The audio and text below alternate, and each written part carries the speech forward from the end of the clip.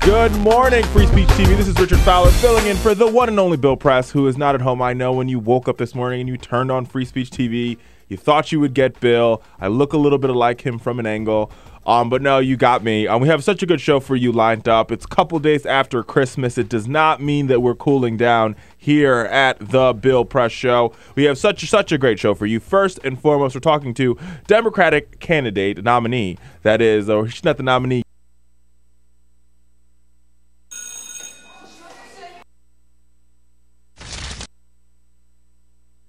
Bill Press. Don't look at me. Got me. We have such a good show for you lined up. It's a couple days after Christmas. It does not mean that we're cooling down here at the Bill Press Show. We have such a great show for you. First and foremost, we're talking to Democratic candidate, nominee, that is, or she's not the nominee yet, but to be nominee, possibly, for the Florida gubernatorial race, Nan Rich. We are also talking about who will get this year's Golden Duke Awards from the Talking Points memo. Should be a good story. Also, Meet the Press, the longest running show, televised show on television, possibly might get some shakeups. We're talking about that as well. We're also taking your calls, 1-866-55-PRESS. You want to talk about the minimum wage, raise the minimum wage. You want to talk about employment extending unemployment benefits, you want to talk about immigration, go ahead, give us a call. As Bill would say, we are saving a seat at the table here for you. We have so much to talk about as we close out 2013 and move our way into 2014. Will there be progress in Congress? Will we get some bills passed? Will this Congress be more productive than the last? We are talking about it all here on the show. And in the funny side, we are also talking about 'Twas the Night Before Christmas, a parody of what is happening, what happened in the District of Columbia the night before Christmas. This is such a good show. I'm so happy to be with you this fine morning. So brew that cup of coffee, get that newspaper, sit down in front of your free speech TV channel, and tune and stay with me for the next couple of hours. Keep me company. There's a seat at the table waiting for you. So don't you go anywhere. You stay right here.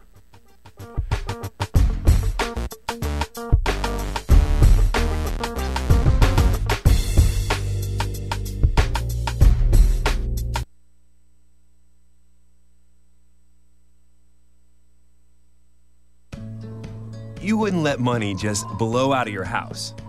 So when your AC or heater is on, make sure the doors, windows, and fireplace flue are shut tight. If you're headed out, turn down the AC or lower the heat by 10 degrees. And always keep your water heater set at 120. A little bit of common sense goes a long way. Get more great tips at energysaver.gov. So, I'm kind of new here, but I've noticed a trend. My human does this funny thing where she goes around and gets all my toys, and then she hides them in that basket by the door. You know, but it's always the same basket, and it's always in the same place.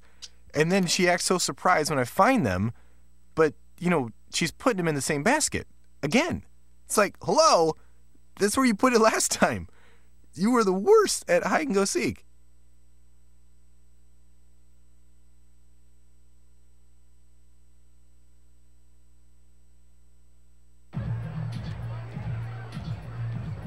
If you drive buzzed, it could cost you around $10,000. You'll face major legal fees, major fines, and steep insurance penalties. You could lose everything. Nothing kills a buzz like getting pulled over for buzz driving, because buzz driving is drunk driving. When some people struggle with their mortgage payments, they become frozen, petrified. Not knowing what to do, they do nothing. But the people who take action are far more likely to get the most positive outcome. Making home affordable is a free government program. Call now to talk one-on-one with a housing expert about the options that are right for you. Real help, real answers, right now.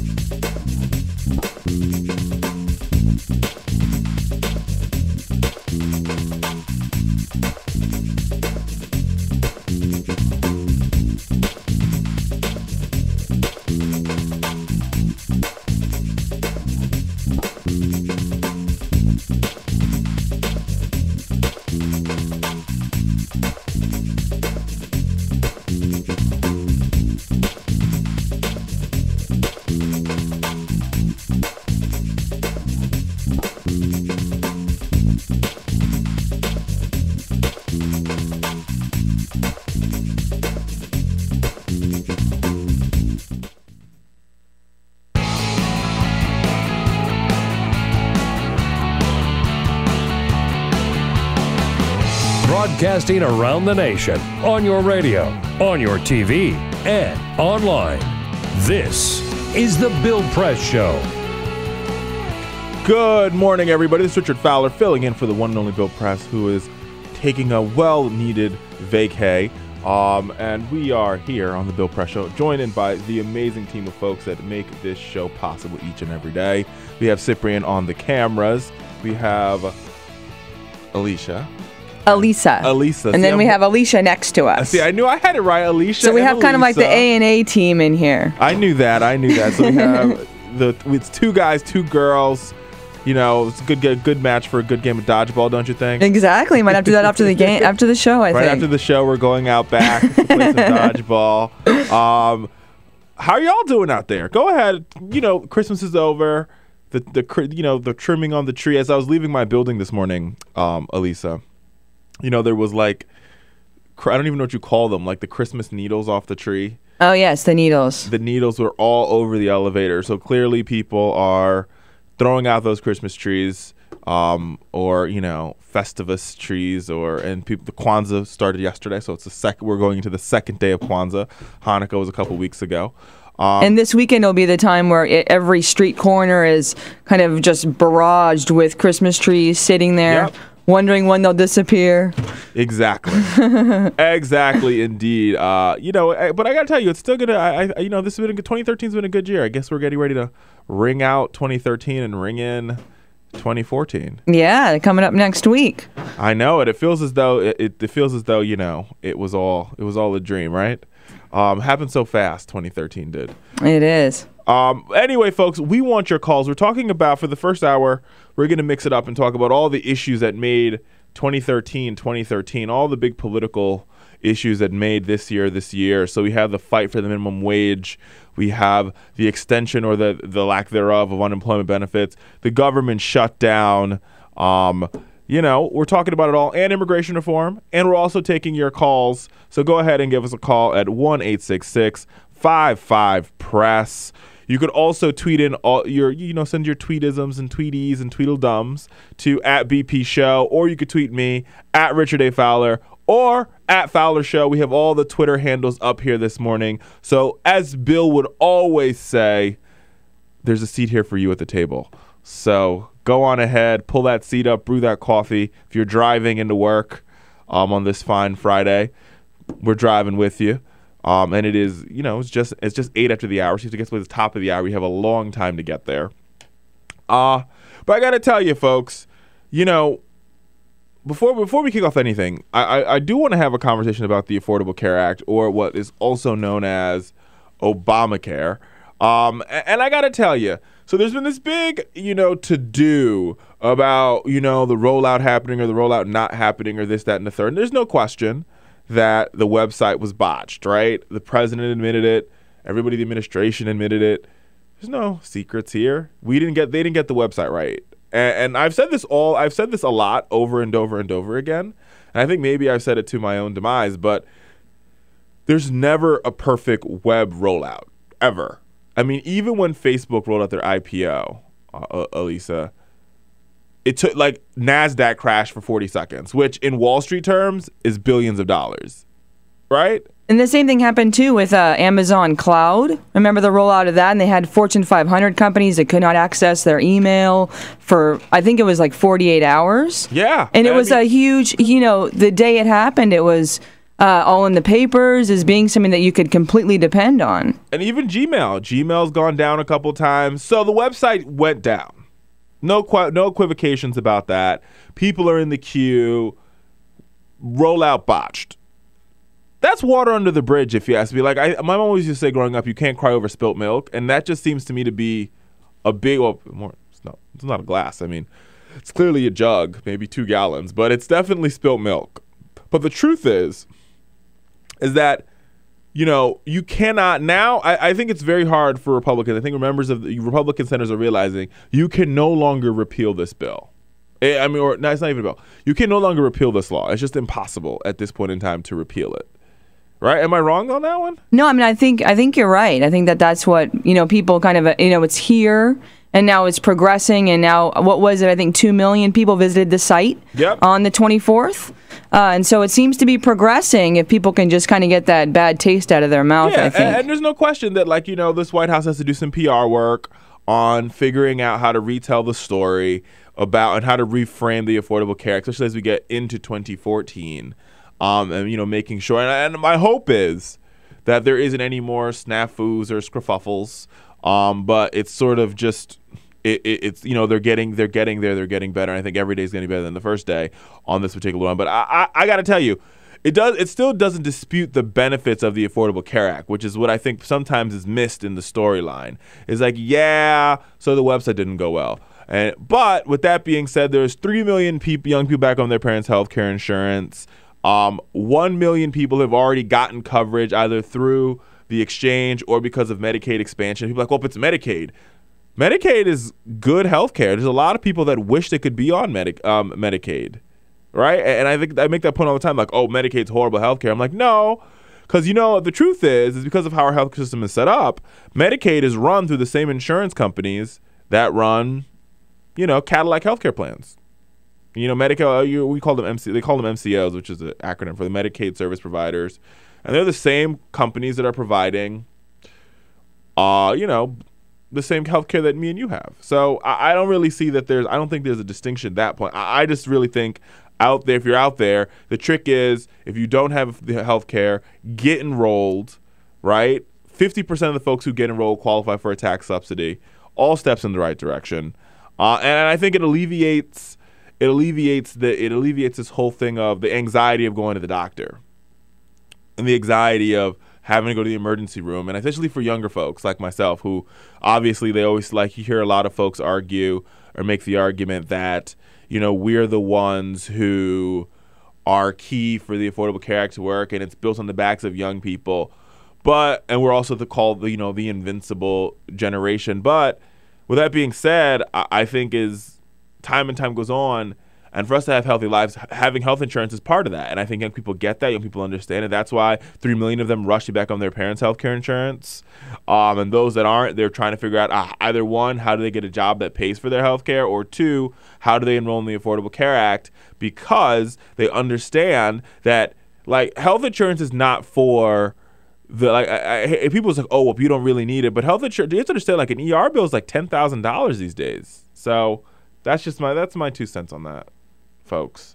Go ahead and give us a call. If you are somebody who enrolled in the Affordable Care Act or you went through the exchange and it worked for you, we'd love to hear your story. So give us a call at 1-866-55-PRESS. And the other issue that I want to talk about this morning for the first hour is, and I'm going to I think I'll merge them together a little bit, but extending unemployment benefits and raising the minimum wage. So there's been a lot of discussion and argumentation about both of those things, both together and separate. So Congress has to raise the minimum wage, they have to extend they could also raise minimum wage, but they have to extend unemployment benefits in the next couple of days because it's going to run out for those who I think is it 52 weekers? Am I wrong on that? I think that's what it is. So 52 weekers. So folks who are in the marketplace looking for work and can't find work who are still receiving unemployment benefits. Right now, before I get into why they should extend it, because they should, I want to talk a little bit because I think I hate people. What I can't stand are people that are uneducated who think that they are. And maybe that's my elite privilege. I'm sorry, y'all. Just got a little bit of it. Who say, oh, this is people mooching off the government and blah, blah, blah, blah, blah. And you hear a lot of this. Your Paul Ryans, like I call them, your political thugs, who will run around and do everything possible to shut the government down, and they will strap bombs to themselves, political bombs to themselves, to make sure that the government doesn't work and create total and utter chaos. Those individuals are the ones who say that that extending unemployment benefits is the worst thing in the world that you could ever do.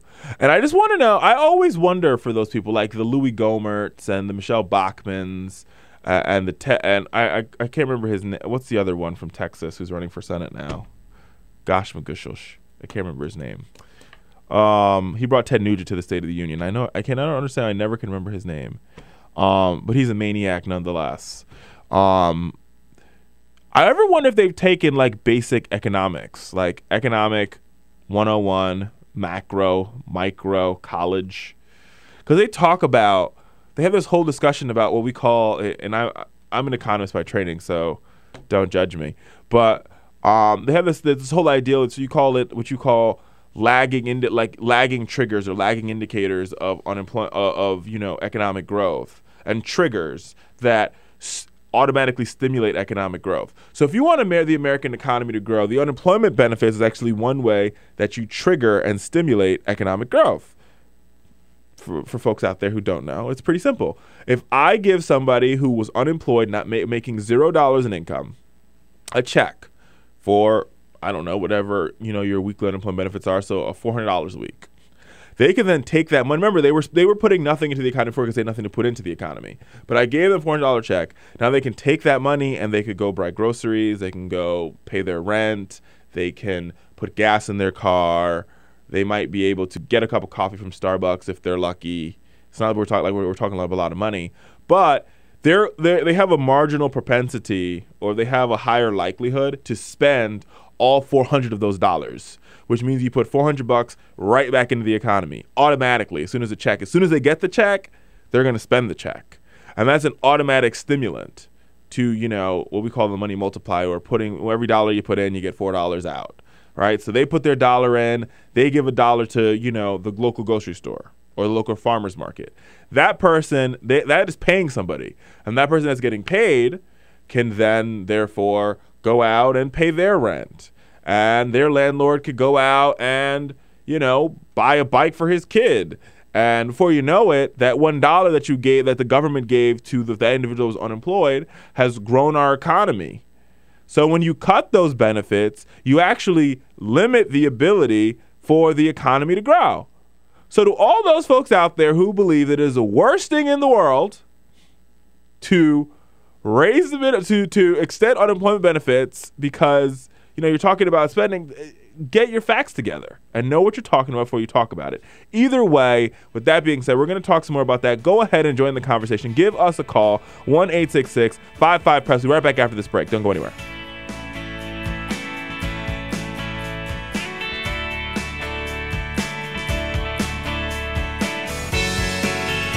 Seen on Free Speech TV and online on TawkrTV. This is the Bill Press Show.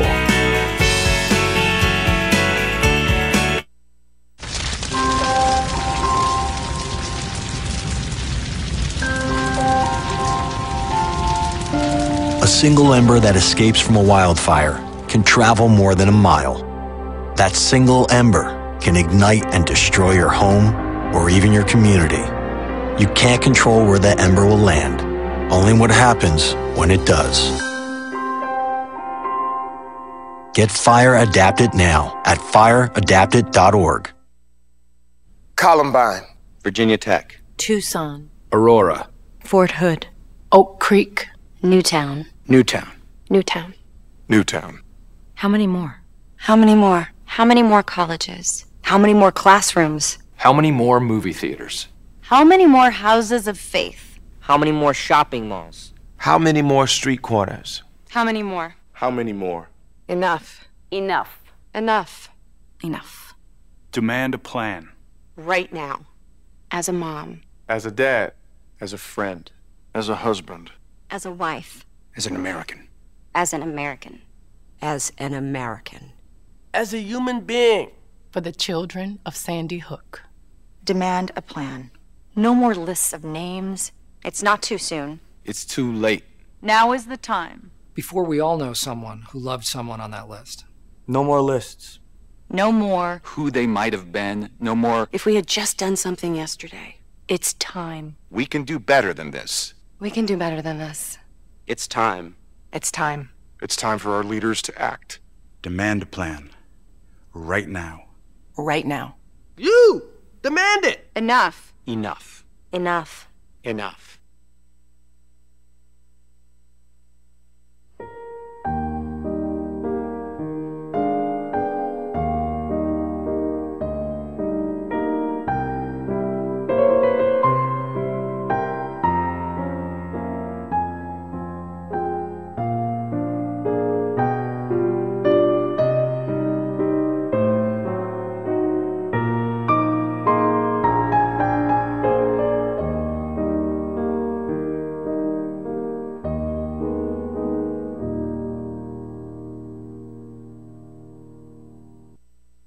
None of us would want to be told we can't marry the person we love. As Americans, we believe in freedom. That's what I fought for as a Marine, and that's what we believe in as Republicans. Freedom means freedom for everyone. I didn't used to understand the importance of same-sex marriage, but after learning my brother was gay, I wanted the same rights for him. He was the best man at my wedding, and I want to be the best man at his. It's only fair that Calvin should have the freedom to marry the person he loves, too. It's time for marriage.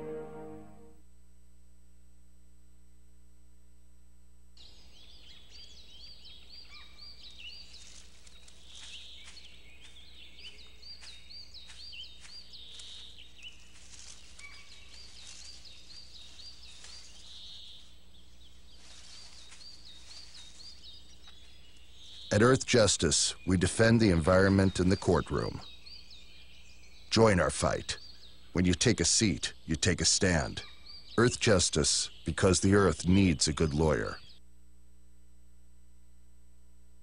So, I'm kind of new here, but I've noticed a trend.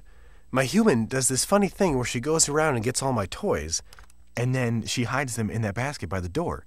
But it's always the same basket, and it's always in the same place. And then she acts so surprised when I find them, but, she's putting them in the same basket. Again. It's like, hello, that's where you put it last time. You were the worst at hide and go seek.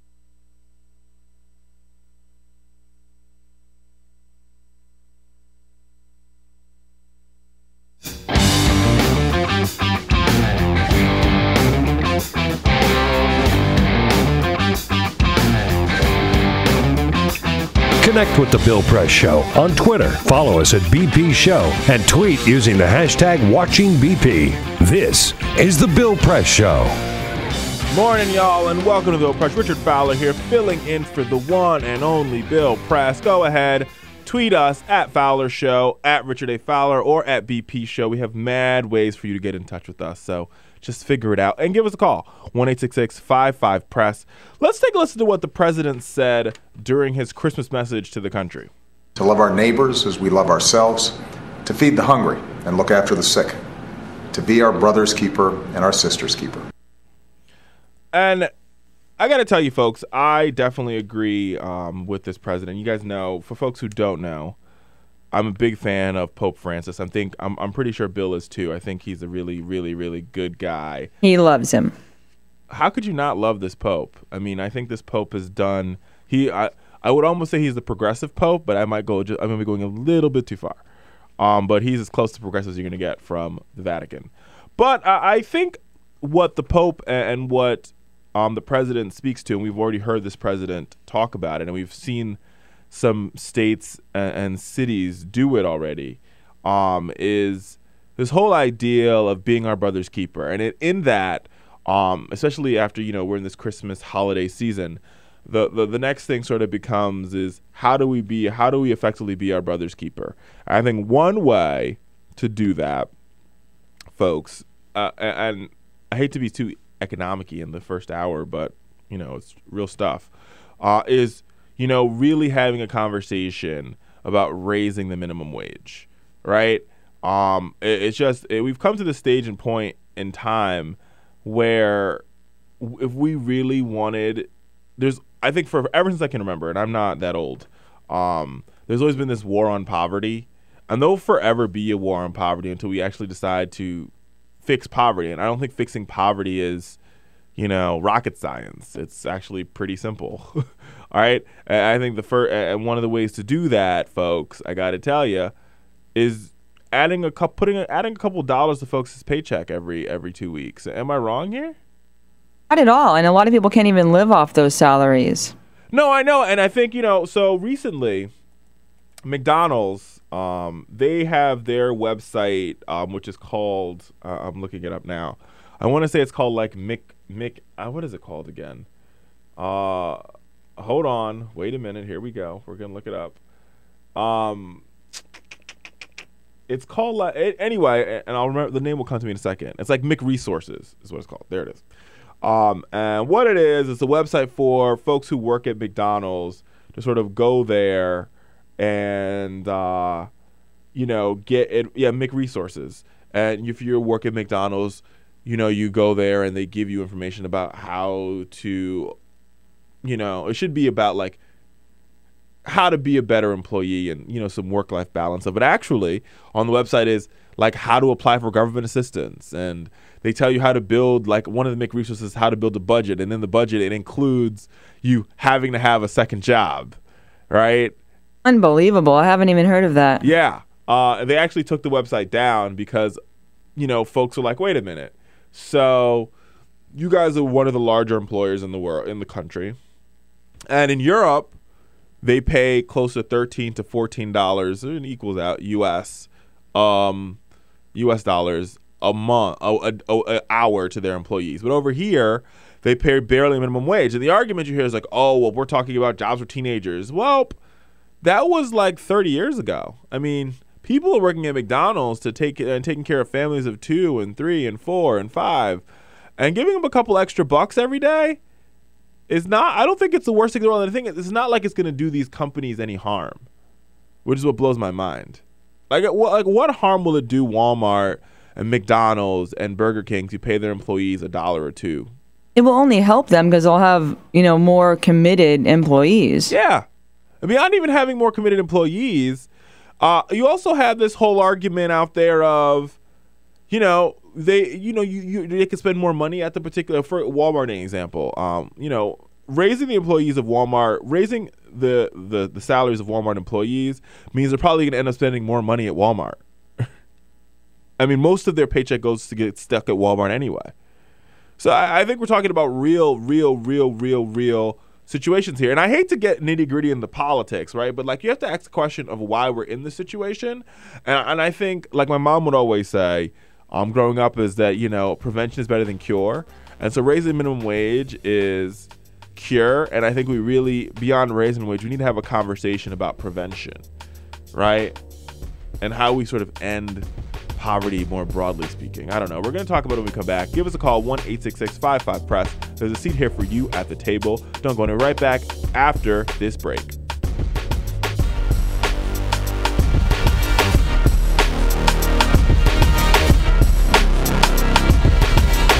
This is the Bill Press Show. This is my computer. This is your computer. Let's go on the internet. Let's go. Click it. Yes. Okay. I cursor in between the R and the E. Pressing down, I want you to just push the area. She's gonna love me all over again. That's it. Jamaica, here you go. Here we go. Good job. Thank you. Thank you. And I did it by myself. Feel smarter. So, I'm kind of new here, but I've noticed a trend. My human does this funny thing where she goes around and gets all my toys, and then she hides them in that basket by the door. But it's always the same basket, and it's always in the same place. And then she acts so surprised when I find them, but, she's putting them in the same basket. Again. It's like, hello, that's where you put it last time. You were the worst at hide and go seek.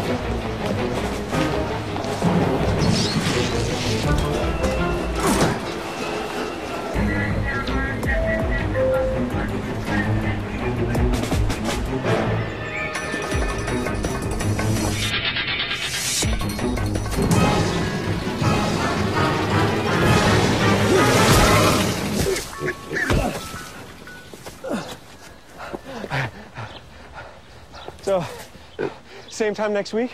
Well, of course. Put away a few bucks, feel like $1 million. For free tips to help you save, go to Feed the Pig.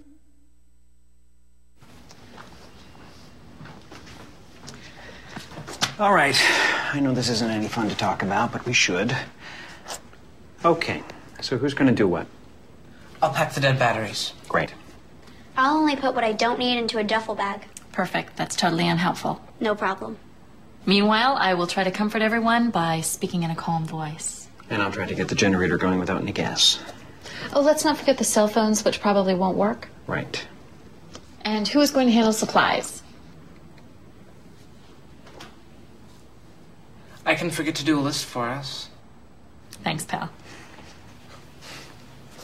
Well, I think we couldn't be any less prepared. I'm proud of you guys. Talk to your kids about who to call, where to meet, what to pack. Visit ready.gov/kids for tips and information. Hey, thanks for stopping by. You know, I followed your character since the first episode. I'm a big fan. Big fan. Thank you.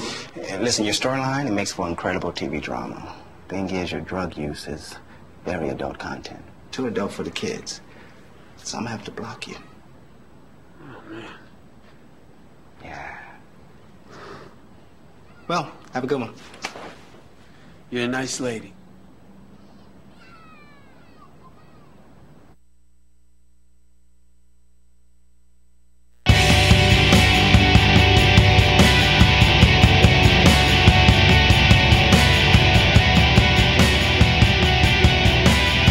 Connect with The Bill Press Show on Twitter. Follow us at BP Show and tweet using the hashtag WatchingBP. This is The Bill Press Show.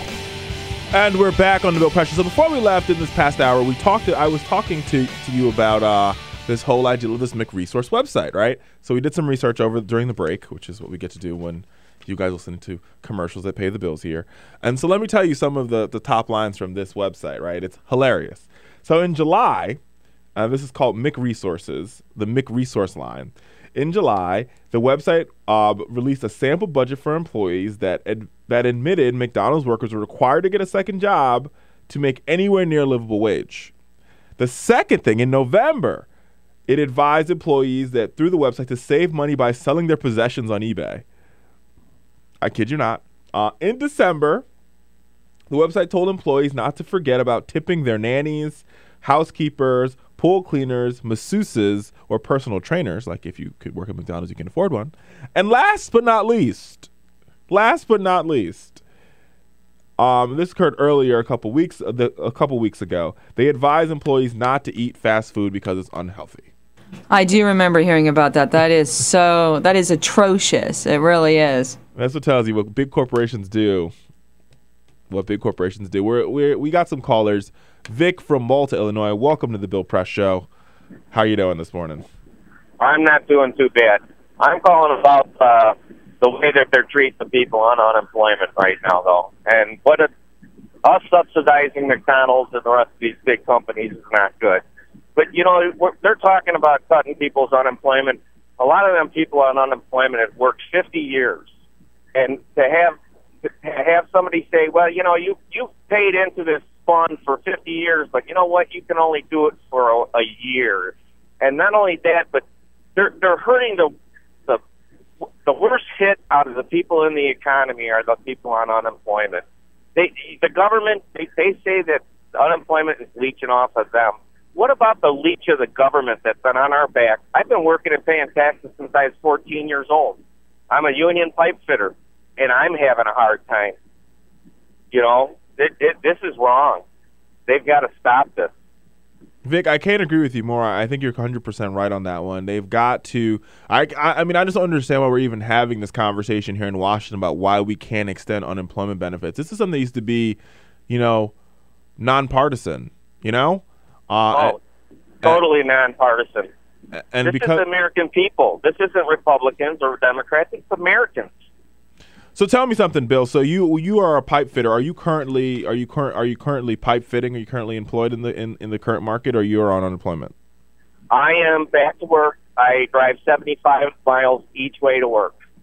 so I've got a job. But yes, I'm back to work. But I was on unemployment 2 years ago.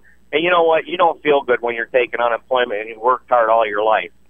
All right? But to take that, and that money went right back into the economy. You're right, absolutely right. It fed my kids. It fed my grandkids. All right? So for me, to have somebody sit there and look down on you because you're on unemployment for the first time in your life, I mean, they're trying to make it out that everybody on unemployment is nothing but a leech when these people have worked hard their whole lives. Amen, brother. Amen. And you know, I pay tax. I'm 52. I've got 7 grandkids. You know, it's crazy. None of my kids can find decent work. You know, my grandkids are starting to get into the workforce. They're not finding decent work. And I tell them, you know, get into the trades, but the trades aren't taking apprentices because they can't keep anybody going right now. And the trades should be behind all this wage increase and minimum wage. The unions should be stepping up, and they're not. You know, the reason we're in the problem we're having today is because the unions did not back the air traffic controllers in '79, and that was the beginning of the end for us. And I tell my dad, who was a union pipe fitter and plumber, the same thing. He passed away this year, but he finally saw it. He said, you know what, we should have stood up, and we should have shut the government down and showed them what kind of power we have. But no, we went from 23% of the country to 11%. I got to tell you, Vic, I can't agree with you more on that one.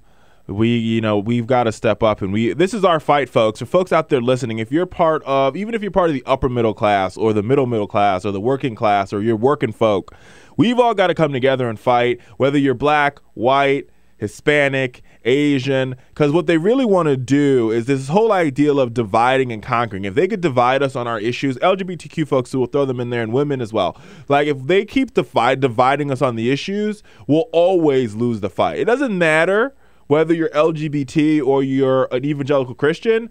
Raising the minimum wage is the issue that we should all be able to agree on and we should all fight for. Point blank, period. John, Highbridge, New Jersey. How are you? Good morning.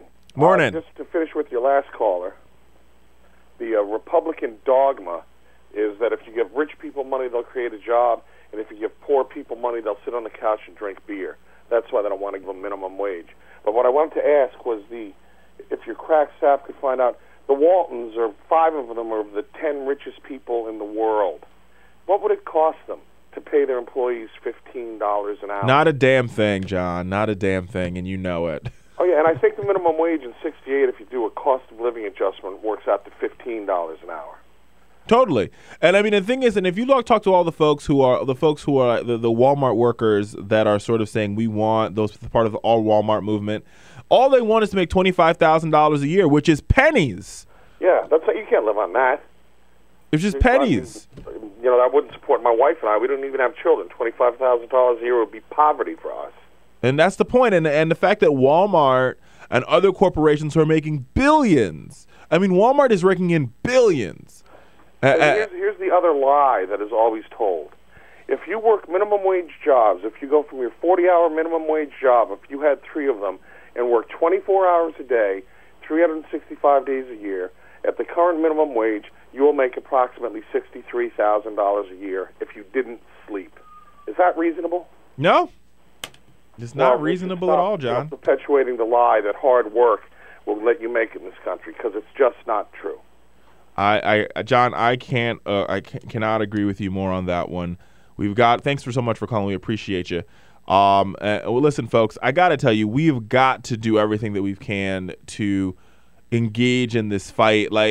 And I say this from a place I come to, and I mean, I think understanding where you come from is where you're going. Don't get me wrong, my mother's a nurse, and we were quote unquote part of privilege, right? But I could have been the opposite. My mom could not have been a registered nurse, and I could have been just like those folks. So there's a lot of argument out here. There's a lot of people out there who say, well, it's not me, it's not my fight, because I don't work at Walmart, or I don't work at McDonald's, or, you know, my mother had a good living and I have a good living, so it's not my fight. But just understand that everybody is a paycheck or 2 paychecks or 3 paychecks away from being that Walmart employee or from being that McDonald's employee. And when you take that into consideration, and listen, and also understand that those folks out there who don't stand for what we believe in, right? They don't need, like, the Waltons are maybe 8,000 paychecks away from being an employee at Walmart, right? A employee, a cashier, a greeter, stocking shelves. Same thing with Mitt Romney. Same thing with John Boehner. Same thing with all these people that advocate for cutting or slashing these benefits. They're multimillionaires making money's coming out of their ears, literally, in Mitt Romney's case. And they don't believe in this. But if we sit here and we sit here as folks are part of the middle class and working class in this country and say, well, we're not going to take this fight on, then who else will? Who else will stand up and take the fight? Who will be the one that carries that bandwagon for those individuals? Nobody will. So that is the one thing that we've got to get across. Helen, I see that you're calling in. We're going to go to break, and we're going to take you after we get back from the break. We'll be right back on the Bill Press Show. Continue this conversation. I'm loving it on this Friday morning. 1-866-55-PRESS. Don't go anywhere. Right back after this break. Seen on Free Speech TV and online on TawkrTV. This is the Bill Press Show. It is possible to read the history of this country as one long struggle to extend the liberties established in our Constitution to everyone in America. In other words, who, according to our laws and culture, gets to be considered a person? The law creates legal personhood, and movements create law and change culture. So, how have the courts passed laws to shape our culture? That history goes way back before Citizens United. 1819, Dartmouth College versus Woodward, Supreme Court case, turned a corporate charter from a government-granted charter to a contract. This ruling gave corporations standing within the Constitution. 1886, Santa Clara County versus Southern Pacific Railroad. Though the court did not rule on corporate personhood, the decision was subsequently cited as a precedent to hold that a private corporation is entitled to the same 14th Amendment rights of due process and equal protection as human beings. This makes it impossible for us to make laws that treat local businesses any differently than giant multinational corporations, even if their business practices are deemed to be harmful to workers, the environment and communities, or if they have a history of violating the law. Hale versus Henkel, 1906. The court granted corporations the Fourth Amendment search and seizure protection. Dodge versus Ford Motor Company, 1919. The Michigan Supreme Court says the business corporation is organized and carried on primarily for the profit of the stockholders. Stockholder primacy is established. The purpose of the corporation, according to the court, is no longer to serve the public good, as it had been. It is now to maximize profit for shareholders above all else. Pennsylvania Coal Company versus Mahon, 1922. Corporations get the Fifth Amendment takings clause, meaning if you pass a regulation that impacts a corporation's ability to make a profit, that is deemed a taking, and they can sue for the right to future profits lost. This creates a chilling effect, and local and state governments become much more hesitant to pass laws in the public interest for fear that corporations can claim loss of potential profits that cities and states will be on the hook to pay. Buckley versus Vallejo, 1976. The Supreme Court rules that spending money to influence elections is protected under the First Amendment, in effect saying that money is speech. Citizens United versus Federal Election Commission, 2010. Today, the Supreme Court of Chief Justice John Roberts declared that because of the alchemy of its 19th century predecessors in deciding that corporations had all the rights of people, any restrictions on how these corporate beings spend their money on political advertising are unconstitutional. The court's ruling threatens to undermine the integrity of elected institutions across the nation. It's a rejection of the common sense of the American people.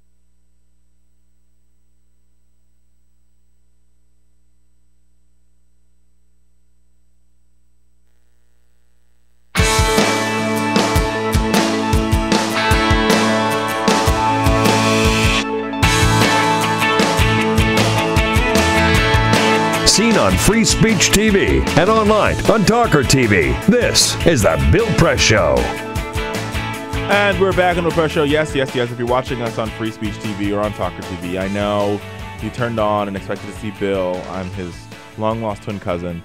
No, I'm not. But Richard Fowler here filling in for the one and only Bill Press. Go ahead and tweet us to shout out some of our tweeties who've already tweeted us. We have Jessica Ramsaran, who favored it. And then we got a tweet from Mzadi. You know I'm horrible at pronunciation, folks who know me. Mzadi. She says, we are talking about the topics that resonate with the people, not just Beltway shenanigans. Kudos. Well, thank you. Appreciate you, boo. Go ahead and give us a call, 1-866-55-PRESS. Helen from Ithaca, New York. How you doing? Hey, good morning to you and everybody there. I could totally concur with your last caller there, with his opinions, but the stat I heard was 4 out of the top 12 wealthiest persons, not in this country, but in the world, are the Walton kids, So, but what I wanted to say is I lived in Europe for a while, and McDonald's is all over the place there. And, like, for instance, they get paid a living wage. And McDonald's was founded here. It was like a restaurant in California that was copied, and the home base now is in Oak Brook, Illinois. And why can't we pay Americans a living wage?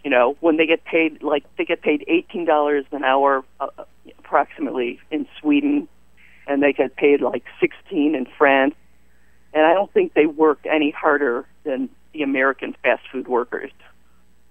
Helen, I hear you on this one, and this is one of the ones, folks, where Helen, I don't necessarily blame like the McDonald's or the Walmarts for this situation. I blame working folk, and let me tell you why, because people are going to go crazy when I say this, right? Let me answer this, right? Because I think we are the ones that have to demand minimum wage treatment. We have to demand living wage treatment. We have to demand it. And if we don't get it, we're going to work. And if you look at Europe and you look at all the benefits they've been able to get there, it's because for every time, and every time, and London is a great example of this, every time they raise college tuition, they raise it by 2 percentage points. Helen, the students riot immediately. The students are taken to the streets. We're shutting down the streets. They have to bring the tear gas out and calm the folks down. And we don't have that same urgency of now here in America that we need to demand that these corporations and our government and our elected officials, for that matter, really pass the minimum wage. Am I wrong on that one, Helen? Well, no, it started. The fast food workers have been striking, but it's our fault. Like Citizens United, and thanks to Roberts, our Supreme Court justice. We've got to get money out of politics. So there we go. Yeah, that's the problem. We don't have representatives that represent us. And I also want to be very clear that this sort of misnomer, and I think we know these things to be true, right? Like the misnomer out there that Republicans aren't living on the minimum wage, because there's a lot of Republicans out there, people who vote Republican who live on minimum wage, and I think, folks, better than I think, I know that if we can get them to agree on a lot of these issues, whether you're Republican or you're Democrat, not the elected officials in Washington, not the Koch brothers, but the real, like one of my friends say, the salt of the earth folks, right? And say, hey, wait a minute. We're all in this fight together. Whether you vote left or you vote right, we're in this fight together. And if we truly want a living wage for our families and we want a better society for our children, then you know what? We're going to have to come together and we're going to have to stand up and fight for it. And we've got to tell these corporations that, and it's all folks coming together. And it's not just the Walmart employees, and it's not just the folks who work at McDonald's. It's all across the board, because those cuts are happening everywhere. And I was saying this conversation over Christmas with my mother, who works she's in a labor union. She's a nurse in Florida, and they've taken cuts while the CEO of the hospital taking bonuses. I'm like, well, you nurses need to come together and say, we're going to have some. I'm telling you, one sick out from a whole floor of nurses, right? And it can't just be one isolated it has to be this action that sort of, I always think that to come from the gut, right? It's got to be this like visceral gut reaction that forces folks to be like, we're going to demand this change. We want this change. And guess what? There's nothing that you can do or say about it. That means we're not going to get it. We saw it during the civil rights movement. I think we're seeing it now in the immigration fight.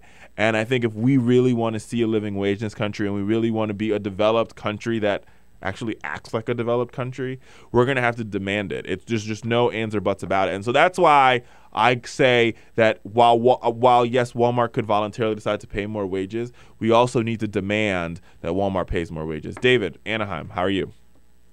Good morning. You know, about 43 years ago, my first job was in the McDonald's. I feel for the pipe fitters' grandkids that can't find a job, but McDonald's always was something that was like, you know, kids having their first job, maybe somebody that's going to college at the very best. Now you got a situation that's been going on for the last 20 years where they've been hiring not necessarily illegal aliens, but working bilingual, you know, people that it started out illegal, and then they started hiring people whether they got legitimate papers or not. When they went on strike in 1979 with the air traffic controllers, maybe there should have been more done by the unions, but maybe they should be doing more today to protect the jobs that we have here. Why do they want to? In 1991, when IBM went bust or broke things up, they came back, and the way they came back, it was they started hiring people from India that had no status or whatever else that they didn't have to pay benefits for. You got engineers that are looking for jobs. They were making $35 an hour 25 years ago, and they can't find jobs. And all they're saying about immigration is they want to get more H-1B visas. Stop that crap. Keep the jobs here in America. Make these big companies pay the benefits that they have to if they want the best and brightest. David, I hear that. I hear what you're saying. I acknowledge it. I don't necessarily agree with all of it, but what I will say is I think you're right, and that, you know, we've got to do more. But with that being said, and I think because there's a devolution of wages, it's not just, and I want to make this very clear, it's not just because we have folks who are from, you know, folks who've immigrated to this country to pursue the American dream as to why we have a devolution in wages. We've always had folks immigrate to this country from wherever they've been. But it's about the fact of making sure they're in the legal process, they can actually get paid a minimum wage, and they can get paid higher wages. We're going to have a conversation about this when we come back after the break. Don't go anywhere. Right back on the Bill Press Show. On your radio, on TV, and online. This is The Bill Press Show.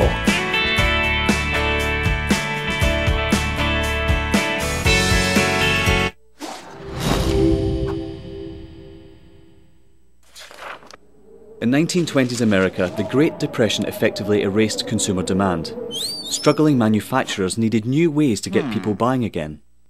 Innovative production processes like stamping and use of molds allowed them to use new materials for their designs. Products using vinyl, chrome, aluminium and plywood began appearing. American industrial designers began introducing streamlined, efficient shapes that shouted progress. Bel Geddes pioneered what we now refer to as utilitarian art. Things that had little reason to look sleek now all of a sudden did. At the 1939 World Fair featuring Bel Geddes' immensely popular Futurama exhibit, a new era of American industrial design proudly claimed to be building the world of tomorrow. Americans found great positivity in these futuristic forms. Yay. Things were looking up. American industrial designers realised that by making objects look great, people simply wanted them more. From cars to kitchen appliances, the most influential society on earth was spending money again. Mass consumption had arrived. Advertisers finally had lots to talk about. Personal taste could be expressed through the things you bought. Style became equally as important as function. Chair designers like Eames and Saarinen didn't just design seating, they created desirable lifestyles. People behind the products suddenly were stars. Everyone wanted to know who they were. Raymond Loewy was one of the shining lights of American industrial design. His face ended up on every coffee table in the nation. Toothpaste packaging promised whiter teeth. Washing powder packaging promised whiter whites. Who knew such simple household objects would shape the tastes and ambitions of an entire society? American industrial design improved America, functionally, culturally and intellectually, and exported it around the globe.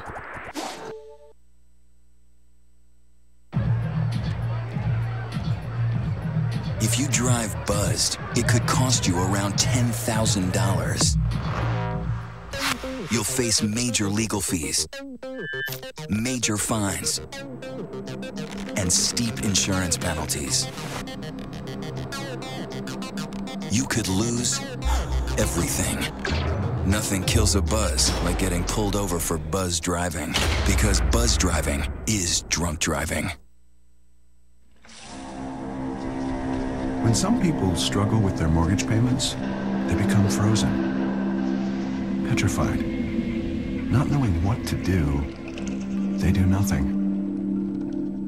But the people who take action are far more likely to get the most positive outcome. Making home affordable is a free government program. Call now to talk one-on-one with a housing expert about the options that are right for you. Real help, real answers, right now.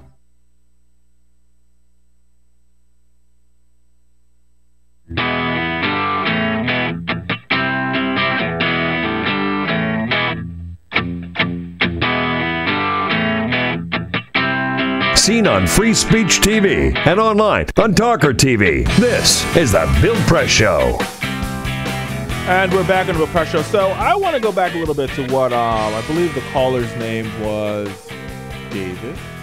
I could be wrong. About what he said about, folks, these, expanding visas and the best and the brightest, right? So it's not, we don't have the, I just don't like, and I'm not picking on him, but just in generally speaking, I just hate the folks sit out there who are like, well, if the pie is only this big and, we've got to fight for our slice of the pie. That's just not the America that I believe in. Maybe it's me. Maybe I'm the only one. But I believe in the America that every time the pie is, smaller, we just bake a bigger pie or, make another pie. And I think our economic growth and the whole ideal of the American dream and all those other pieces is based on this ideal of constantly growing and making the pie bigger.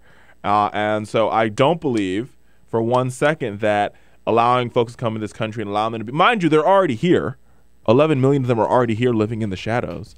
So let's take them out the shadows. Let's make them part of the economy, and let's rebuild this economy. And let's not have a race to the bottom when it comes to wages because we're sending jobs over abroad. We could train both folks who immigrated here and folks who are American on everything they need to be trained in so they can do the work right here at home. We'll be right back on the Bill Press Show. We have 2 minutes to the hour. We'll be right back after this break.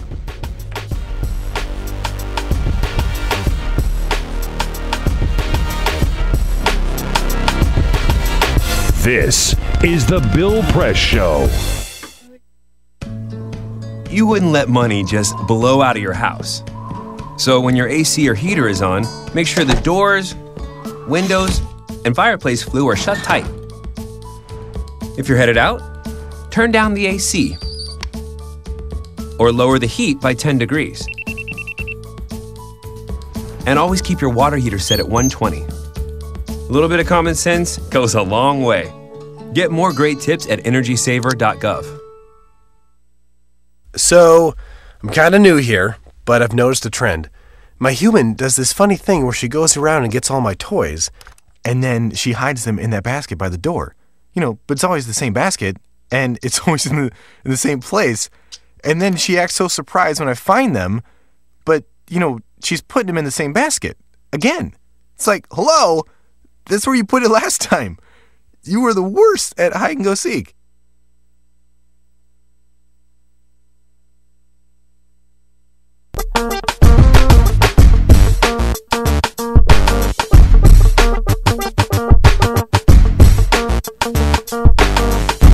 Good morning, Free Speech TV. This is Richard Fowler filling in for the one and only Bill Press, who is not at home. I know when you woke up this morning and you turned on Free Speech TV, you thought you would get Bill. I look a little bit like him from an angle. But no, you got me. We have such a good show for you lined up. It's a couple days after Christmas. It does not mean that we're cooling down here at the Bill Press Show. We have such a great show for you. First and foremost, we're talking to Democratic candidate, nominee, that is, or she's not the nominee yet, but to be nominee, possibly, for the Florida gubernatorial race, Nan Rich. We are also talking about who will get this year's Golden Duke Awards from the Talking Points memo. Should be a good story. Also, Meet the Press, the longest running show, televised show on television, possibly might get some shakeups. We're talking about that as well. We're also taking your calls, 1-866-55-PRESS. You want to talk about the minimum wage raise the minimum wage. You want to talk about employment, extending unemployment benefits. You want to talk about immigration. Go ahead, give us a call. As Bill would say, we are saving a seat at the table here for you.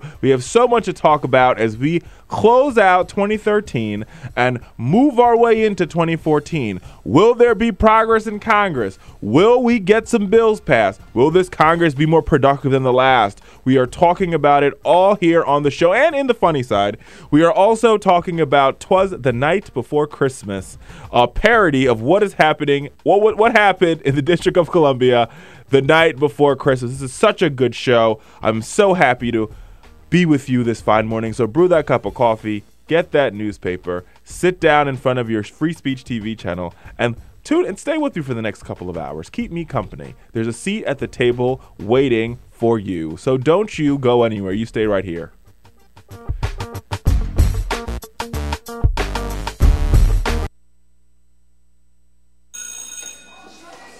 Don't look at me.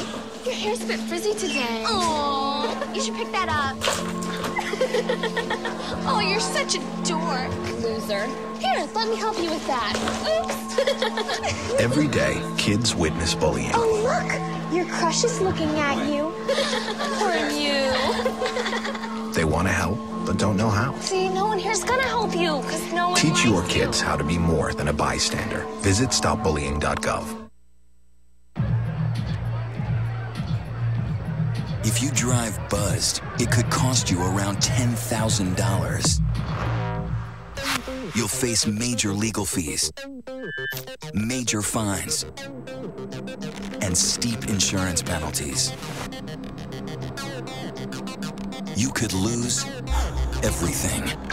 Nothing kills a buzz like getting pulled over for buzz driving, because buzz driving is drunk driving. When some people struggle with their mortgage payments, they become frozen, petrified. Not knowing what to do, they do nothing. But the people who take action are far more likely to get the most positive outcome. Making home affordable is a free government program. Call now to talk one-on-one with a housing expert about the options that are right for you. Real help, real answers, right now. Here at the GED Pep Talk Center, we have pep talkers standing by to get you motivated for your GED diploma. Text the name Terry to 69222 for a sympathetic pep talk. You show people what you really are. Or for a gentle pep talk, text the name Deborah. You know you're going to make people very proud of you. And if that's not enough, text the name Danny for an extreme pep talk. Prove everyone wrong. Show them you're the boss. Get your GED pep talk and find free GED classes. Text the name of the person you want a pep talk from to 69222.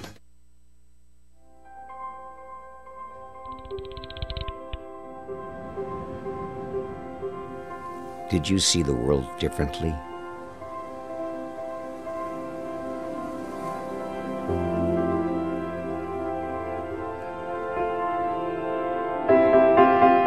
Did you celebrate the victory?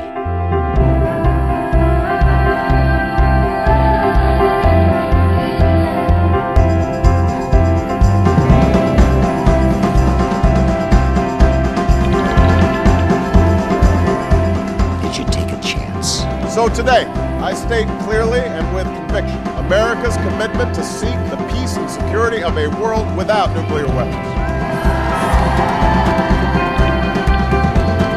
Did you stand up against our greatest threat?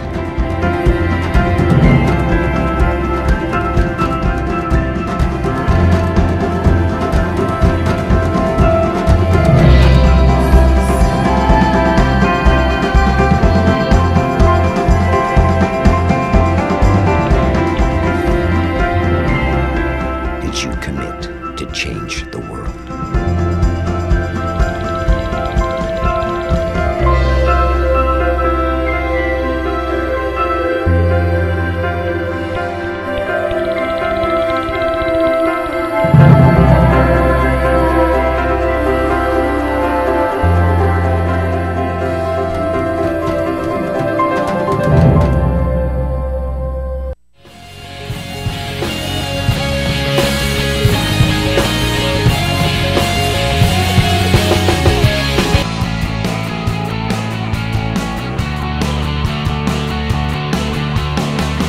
Broadcasting around the nation, on your radio, on your TV, and online.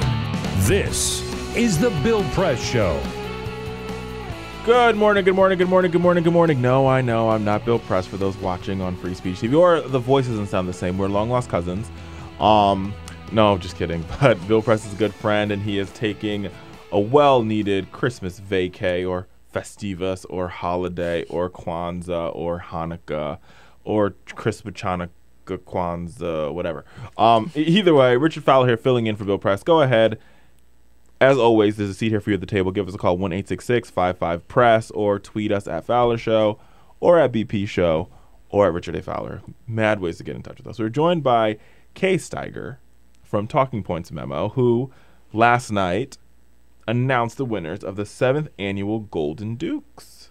Is that right? That's right, and thank you for having me. Thanks for coming in on this fond, sort of chilly, D.C. Friday morning. Being up with us. So I think we'll do it like this, right? Because I think everybody at home is trying to figure out what are the Golden Dukes? Let's start there. The Dukes are named after Duke Cunningham, the congressman who really exemplified the power of scandal. From every single thing that he did, it was a scandal that involved money and all of these things. We actually did a follow-up this year where one of our reporters, Hunter Walker, found the boat that was involved in the scandal, and it's just been sitting in a harbor in Baltimore, and that was great. So I encourage everyone to check it out. And from there, it really grew to really acknowledge the joy sort of that we as readers have in relishing and reading about scandal. And Talking Points Memo really prides itself on being sort of a thinking person's tabloid, if you will. And that's just to acknowledge that, we're smart, we like to read smart things, but we also enjoy reading really good stories about crazy characters. And I think this year there was one character in particular who rather swept the awards, and that was Rob Ford. And I think Rob Ford was the quintessential everything that's wrong with, I would say, American politics, but just politics in generally speaking.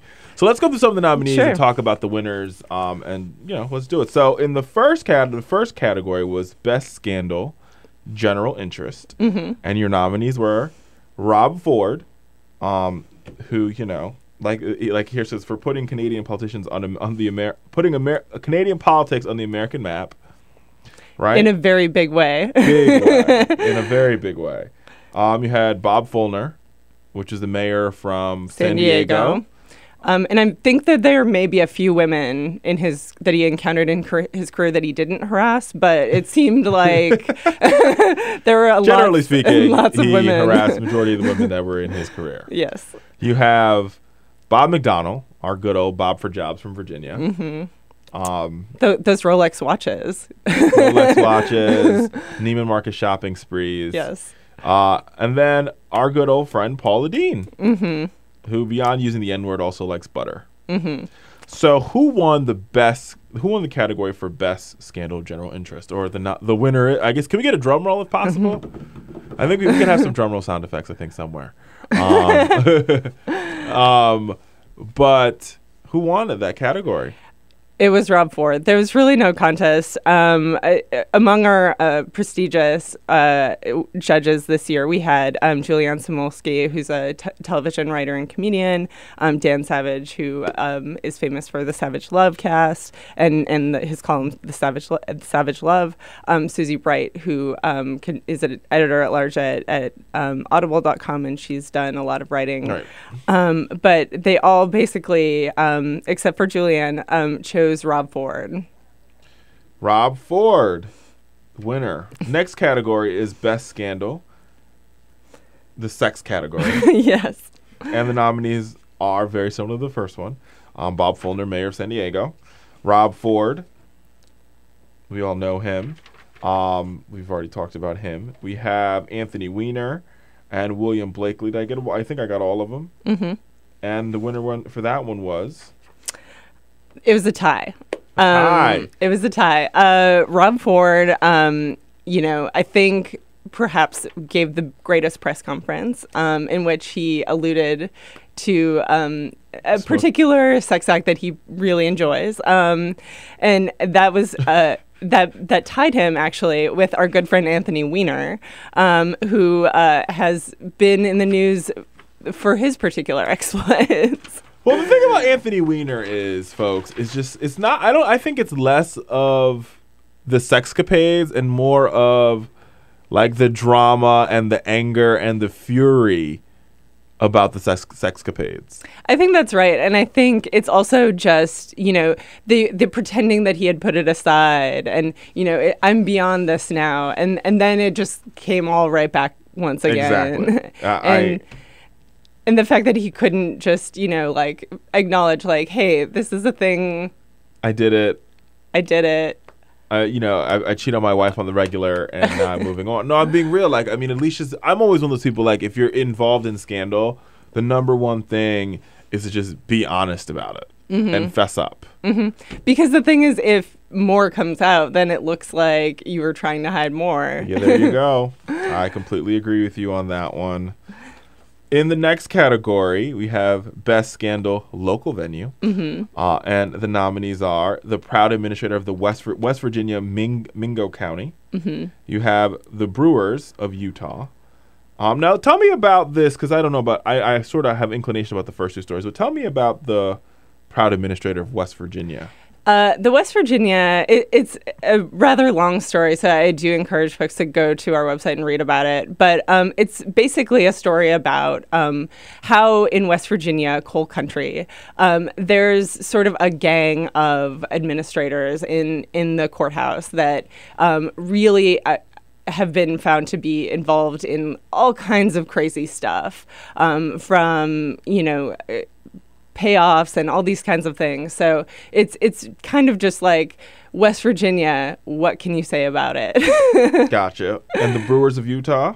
The Brewers. So a sex triangle that left one small town reeling. Yes, exactly. So in Utah, there's been a lot of reeling from these particular sex scandals where it goes all the way up to the attorney general, who recently has resigned. And again, I encourage folks to read more about it on our website. And then the other two nominees are Rob Ford again.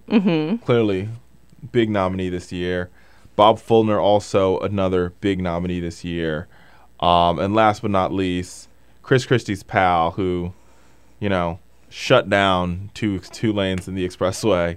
2 lanes with the GW Bridge, to sort of, I call it political thuggery. Would be the right. That's the right verbiage I'm using. You'll find out the winner, and so will I after this break on the BP show. We got to give you some suspense on this Friday morning to wake you up as you're on your way to work or on your way to play or just hanging out at home. We'll be right back after this break. Don't go anywhere. On your radio, on TV, and online. This is The Bill Press Show.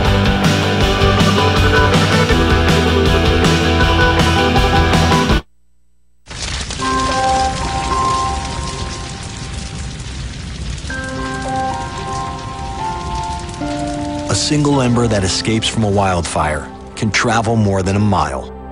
That single ember can ignite and destroy your home or even your community. You can't control where that ember will land, only what happens when it does. Get Fire Adapted now at fireadapted.org. Columbine, Virginia Tech, Tucson, Aurora, Fort Hood, Oak Creek, Newtown. Newtown, Newtown. Newtown. How many more? How many more? How many more colleges? How many more classrooms? How many more movie theaters? How many more houses of faith? How many more shopping malls? How many more street corners? How many more? How many more? Enough. Enough. Enough. Enough. Demand a plan. Right now. As a mom. As a dad. As a friend. As a husband. As a wife. As an American. As an American. As an American. As a human being. For the children of Sandy Hook. Demand a plan. No more lists of names. It's not too soon. It's too late. Now is the time. Before we all know someone who loved someone on that list. No more lists. No more. Who they might have been. No more. If we had just done something yesterday. It's time. We can do better than this. We can do better than this. It's time. It's time. It's time for our leaders to act. Demand a plan. Right now. Right now. You! Demand it! Enough. Enough. Enough. Enough.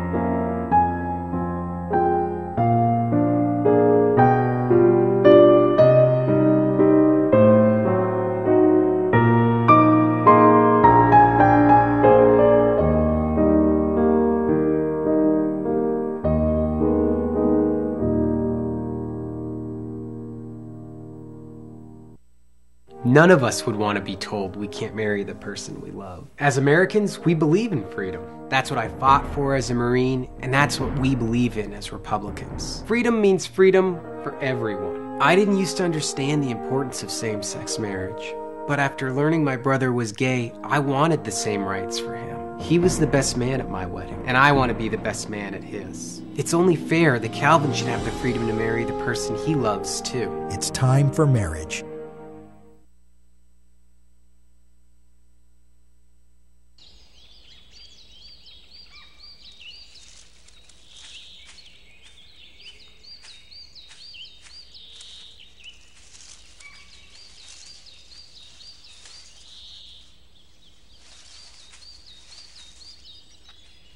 At Earth Justice, we defend the environment in the courtroom. Join our fight. When you take a seat, you take a stand. Earth Justice, because the Earth needs a good lawyer. So, I'm kind of new here, but I've noticed a trend. My human does this funny thing where she goes around and gets all my toys, and then she hides them in that basket by the door. You know, but it's always the same basket, and it's always in the same place. And then she acts so surprised when I find them, but, you know, she's putting them in the same basket.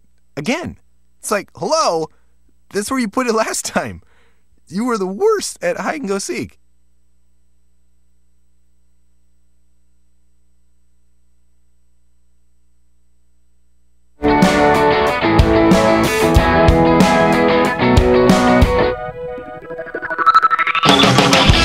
Connect with The Bill Press Show on Twitter. Follow us at BP Show and tweet using the hashtag WatchingBP. This is The Bill Press Show. And we are back on The Bill Press Show. Before we went to break, we are joined by the one and Kay Steiger. Thank you. Yeah. And we're talking about the 7th annual Golden Duke Awards. We went to break, or, you know, I had to build some suspense for you. We were at the best scandal local venue. Go ahead and tell us who the winner is, Kay. Again, it was Rob Ford. Rob Ford. It reminds me of the Jay-Z song Tom Ford. Mm-hmm. Like internationally known, like the Concorde. Yep. Rob Ford. Hey. Let me stop.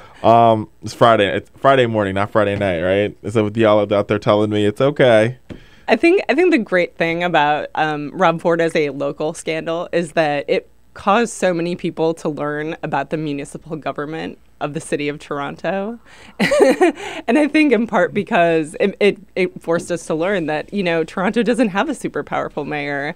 And so the fact that he's like running around doing all these crazy things, somehow the city still manages to function. No, exactly. And I mean, every time I think of Rob Ford, I think about like when they had like gospel, I think they had like the gospel artist or something in the chamber and he's dancing around and just like having a good time. That's what I always think about. That's why I'm constantly laughing every time his name comes up, because I just find him to be a hilarious character of mystery. So next category is sort of the award for like crazy person of the year is how it sort of comes to me. Yeah, and I think I should clarify here. A few folks were shocked that Rob Ford was not nominated in this particular award. And I think this has to do with the origins of the award, and the origins have more to do with sort of the ideological right-wing nuttery-ness of the crazy, if that makes sense. That, I hear you. So this is an American-only based award. Basically, yes. And the nominees are as follows. Don Yelton from North Carolina voter ID, the guy who said basically the reason why we put this voter ID into place is because we want to keep African Americans from voting. On the Daily Show, no less. Yeah, on the Daily Show. Then we have our good friend, the one and only Louis Gohmert from Texas, who claims that the Obama administration has been influenced by the Muslim Brotherhood. Also, he's the reason why the president, like at the Gridiron Awards last year, was like, or the Gridiron Dinner was like, you know, people in the far right believe that, you know, if you got called a communist, you're probably a member of my cabinet, and it's because of people like Louis Gohmert. Then you have Representative Steve King, he made the comments about. These are the ones I actually know. I believe the exact quote was, for every child of an undocumented immigrant who's a valedictorian, there's another 100 out there who weigh 130 pounds and they've got calves the size of cantaloupes because they're hauling 75 pounds of marijuana across the desert, which is entirely detailed in its detailed craziness. Detailed falsery, if I had a better word for it. And the one and only Steve Stockman, who we talked about earlier in the show, he's also from Texas, I believe. Yes. Who's running? He's the one running for. He's running for Senate. Who invited Ted Nugent to the State of the Union address. Yes. But his comment is, if babies had guns, they wouldn't be aborted. Yes. You heard it here first on the Bill Press Show. And the winner for this category? Steve King won this year. I disagree. I know you guys have very comparable judges, but you really think well, I guess it's because you've isolated down to one quote. I guess. I mean, it's one of those things when it comes to like award shows or awards where they're like, well, we did it on that particular quote and not like the body of work. Because I gotta tell you, I think Steve Stockman has, when it comes to a body of craziness or maniac, he's what I would call a political maniac. And I think, that would be my vote, but I understand it's for this particular body of work. So perhaps next year we'll add a lifetime achievement in the crazy. Yeah, I think you guys really should have, but then you'd have a tie for, it'll be a whole bunch, like Michelle Bachmann, who I actually think next year, since it'll be her last year in Congress, Jesus take the wheel, praise the Lord.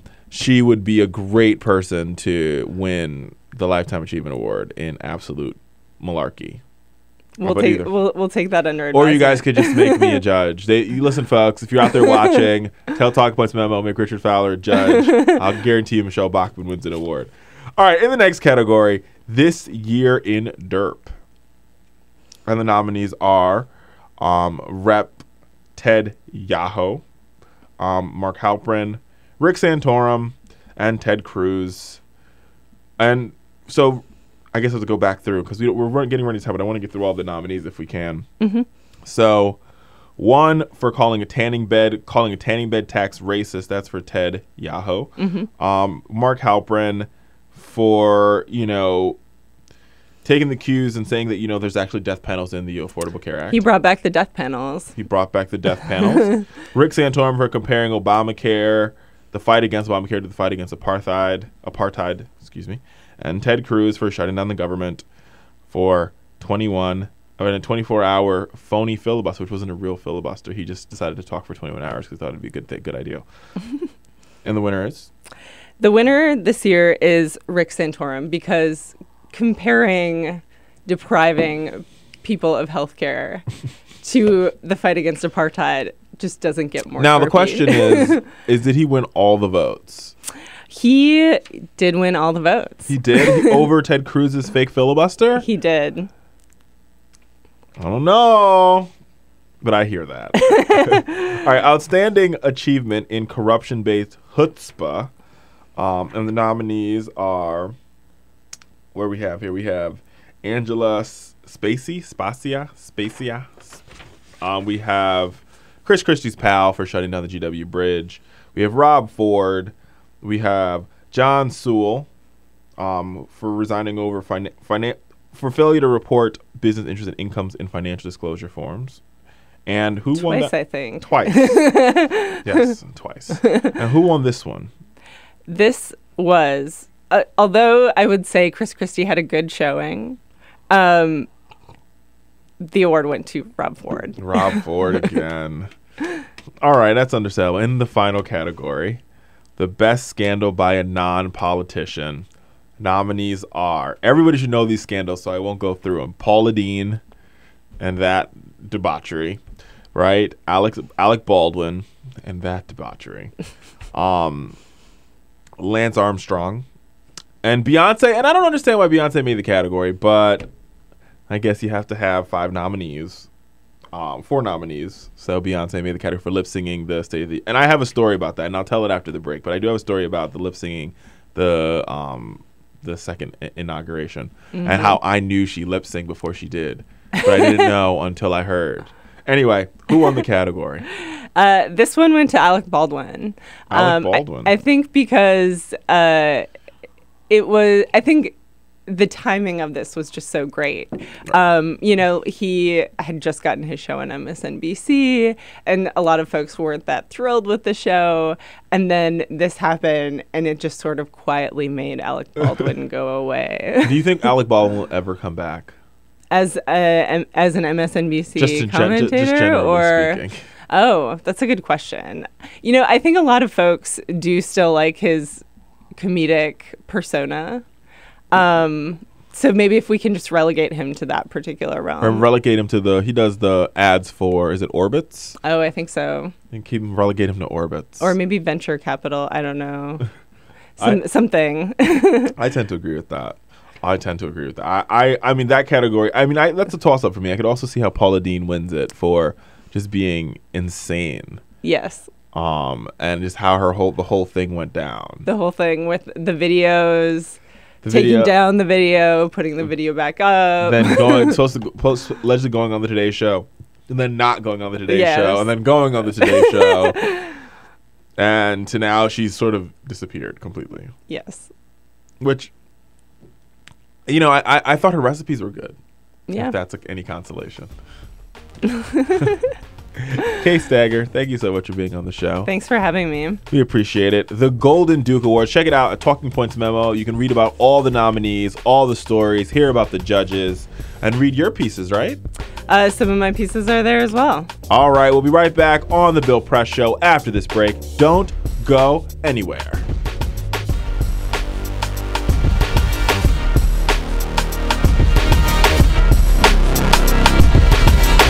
This is the Bill Press Show. So this is my computer. This is your computer. Let's go on the internet. Let's go. Click it. Yes. Okay. I cursor in between the R and the E. Pressing down, I want you to just push the period. She's gonna love me all over again. That's it. Jamaica, here you go. Here we go. Good job. Thank you. Thank you. And I did it by myself. Feel smarter. So, I'm kind of new here, but I've noticed a trend.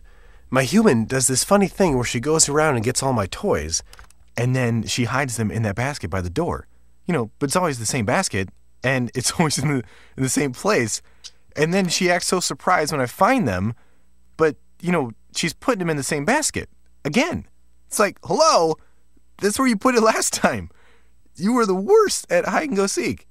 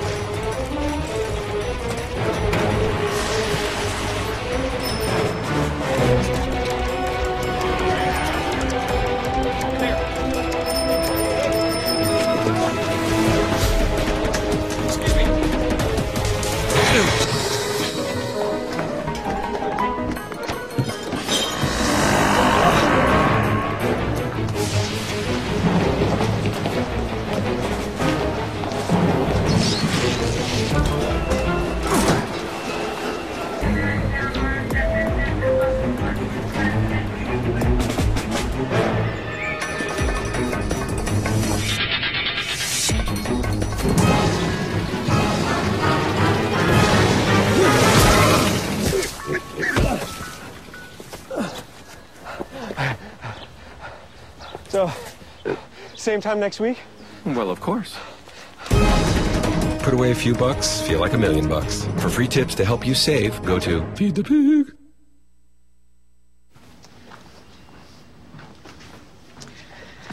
All right. I know this isn't any fun to talk about, but we should. Okay. So who's going to do what? I'll pack the dead batteries. Great. I'll only put what I don't need into a duffel bag. Perfect. That's totally unhelpful. No problem. Meanwhile, I will try to comfort everyone by speaking in a calm voice. And I'll try to get the generator going without any gas. Oh, let's not forget the cell phones, which probably won't work. Right. And who is going to handle supplies? I can forget to do a list for us. Thanks, pal. Well, I think we couldn't be any less prepared. I'm proud of you guys. Talk to your kids about who to call, where to meet, what to pack. Visit ready.gov/kids for tips and information. Hey, thanks for stopping by. You know, I followed your character since the first episode. I'm a big fan. Big fan. Thank you. And listen, your storyline, it makes for incredible TV drama. Thing is, your drug use is very adult content. Too adult for the kids. So I'm gonna have to block you. Oh, man. Yeah. Well, have a good one. You're a nice lady.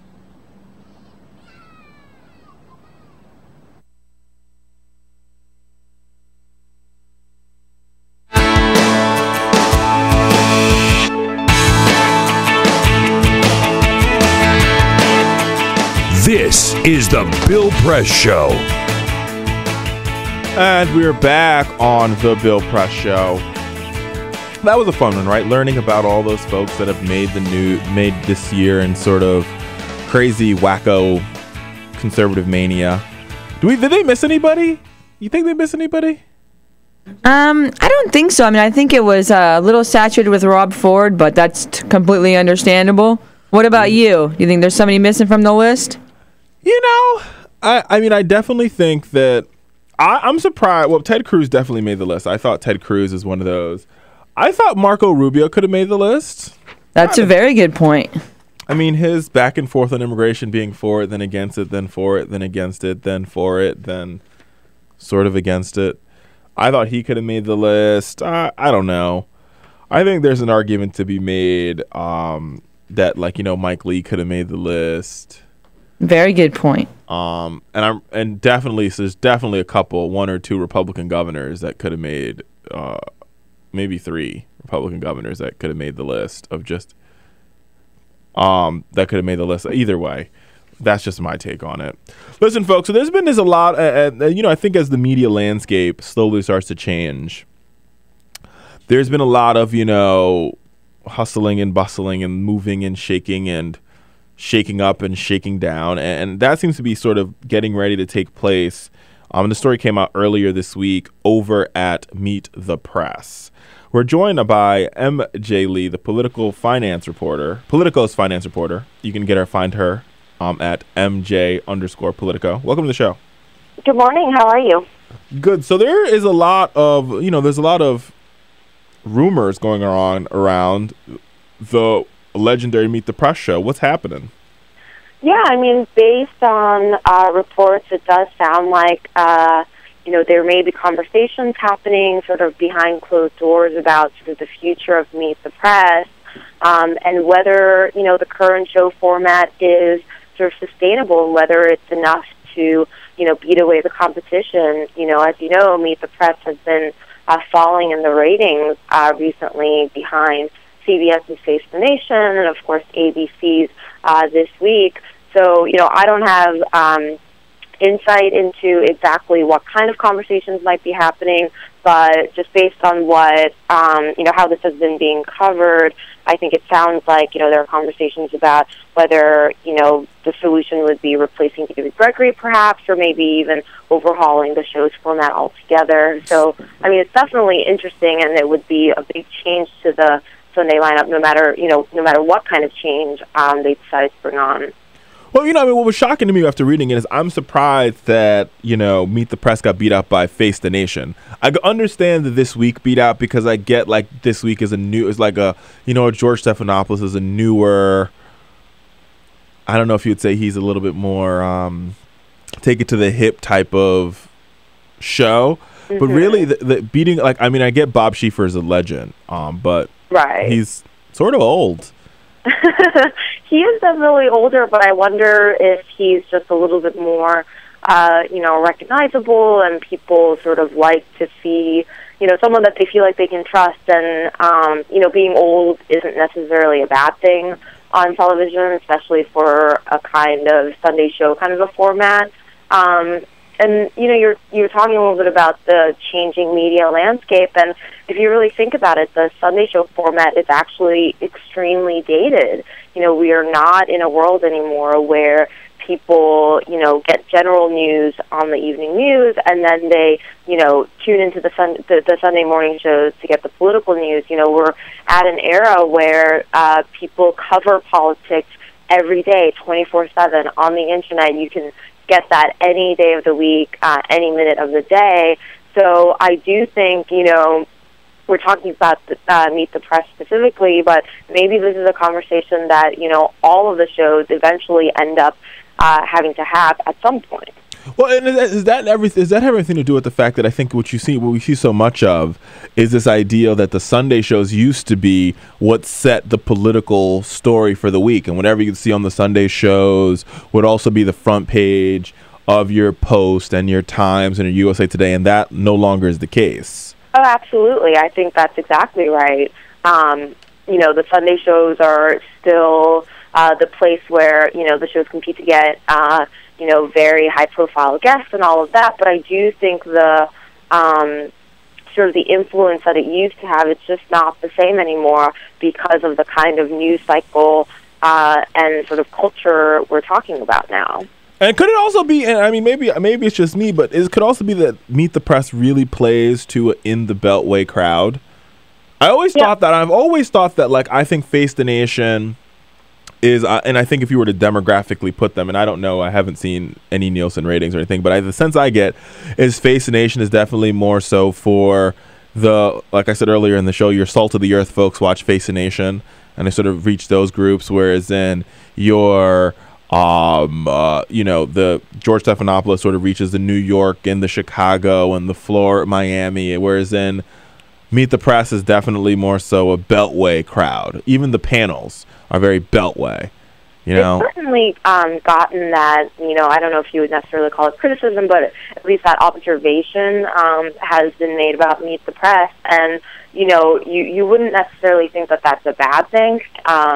People who make important decisions are all based in Washington. But yeah, I mean, is that too narrow of a crowd? Does that not draw enough, speak to more of a national audience? I think that's, definitely something that the show probably has to consider.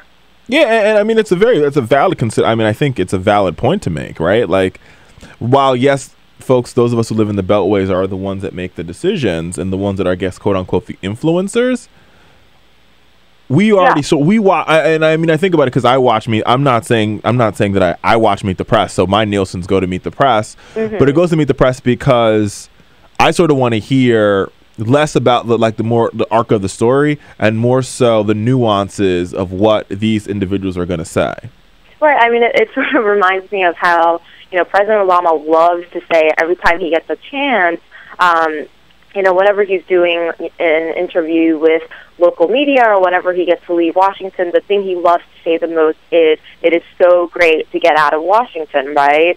So there are a group of people in Washington who are so sort of insulated, and I wonder if, depending on the kinds of guests that you have on and the kinds of topics that you talk about, if it's so Washington, does it become obvious to the average viewer that show is just extremely insulated and doesn't really speak to sort of just the average viewer who may not necessarily be, based in Washington or may not be so familiar or even care about the everyday goings in Washington.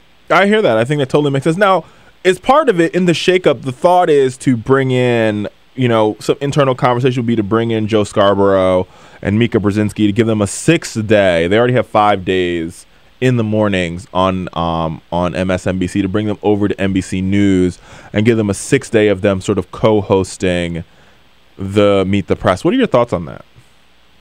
I mean, that would certainly be interesting. I don't know whether sort of the Morning Joe format is what people are talking about, if those conversations are even happening. Obviously, at this point, it's all sort of rumor and gossip. They have a following. They have quite a following on Morning Joe, and people who love Morning Joe are really big fans. They won't watch anything else. But again, if we're talking about the problem of having a show be too catered to just the DC crowd, will the same thing end up happening when you put Joe and Mika on Sunday morning? I don't know. Well, that's a good point, and this is a point that, as somebody who studies the news and watches, various news personalities, I got to tell you, I'm of the belief that there's two arcs here, and I think one network has it, and the other two are still trying to sort of struggle to find it. Is one network really believes in sort of cultivating its own talent and bringing people up through the ranks and sort of building in their own talent. I think other networks, what they've tried to do is they try to take people that are stars, and thinking if they have these stars, people that have followings, and they bring them over, that the followings will follow. And that's not necessarily true all the time.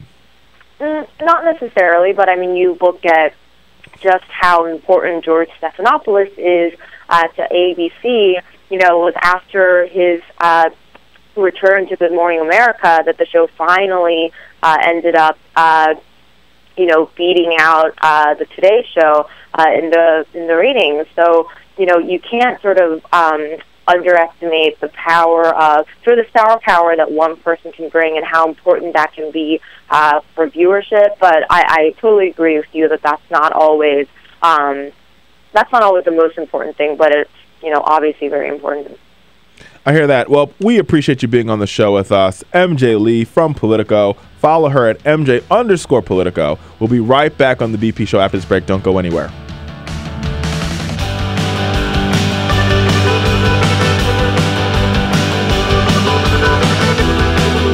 Seen on Free Speech TV and online on TawkrTV. This is the Bill Press Show.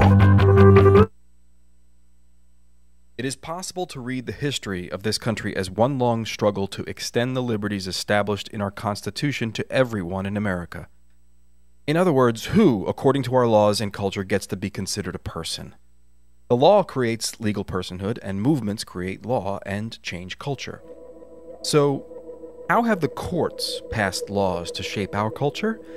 That history goes way back before Citizens United. 1819, Dartmouth College versus Woodward, Supreme Court case, turned a corporate charter from a government-granted charter to a contract. This ruling gave corporations standing within the Constitution.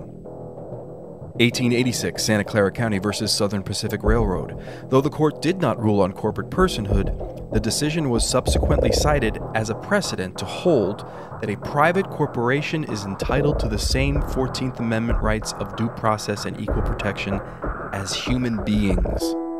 This makes it impossible for us to make laws that treat local businesses any differently than giant multinational corporations, even if their business practices are deemed to be harmful to workers, the environment and communities, or if they have a history of violating the law. Hale versus Henkel, 1906. The court granted corporations the Fourth Amendment search and seizure protection. Dodge versus Ford Motor Company, 1919. The Michigan Supreme Court says the business corporation is organized and carried on primarily for the profit of the stockholders. Stockholder primacy is established.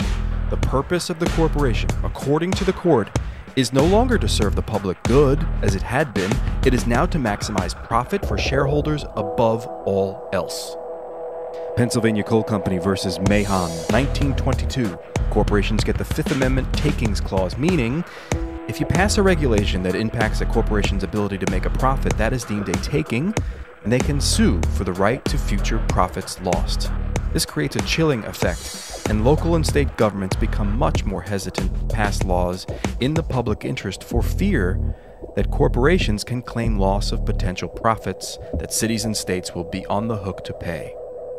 Buckley versus Vallejo, 1976. The Supreme Court rules that spending money to influence elections is protected under the First Amendment, in effect saying that money is speech. Citizens United versus Federal Election Commission, 2010. Today, the Supreme Court of Chief Justice John Roberts declared that because of the alchemy of its 19th century predecessors in deciding that corporations had all the rights of people, any restrictions on how these corporate beings spend their money on political advertising are unconstitutional. The court's ruling threatens to undermine the integrity of elected institutions across the nation. It's a rejection of the common sense of the American people.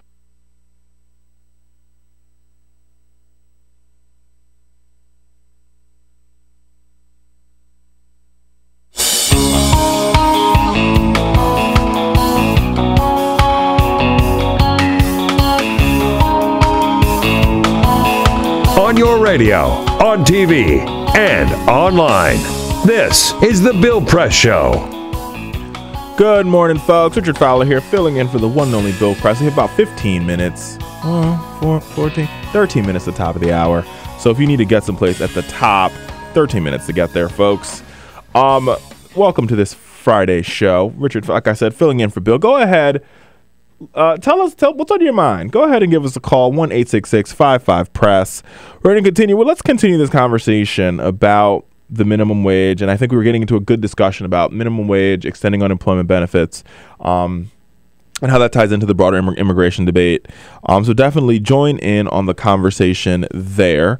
A couple of stories in the headlines for you this week, on this fine Friday. First story for you in the headlines is conservative groups are slamming Obama with a new ad against the Affordable Care Act.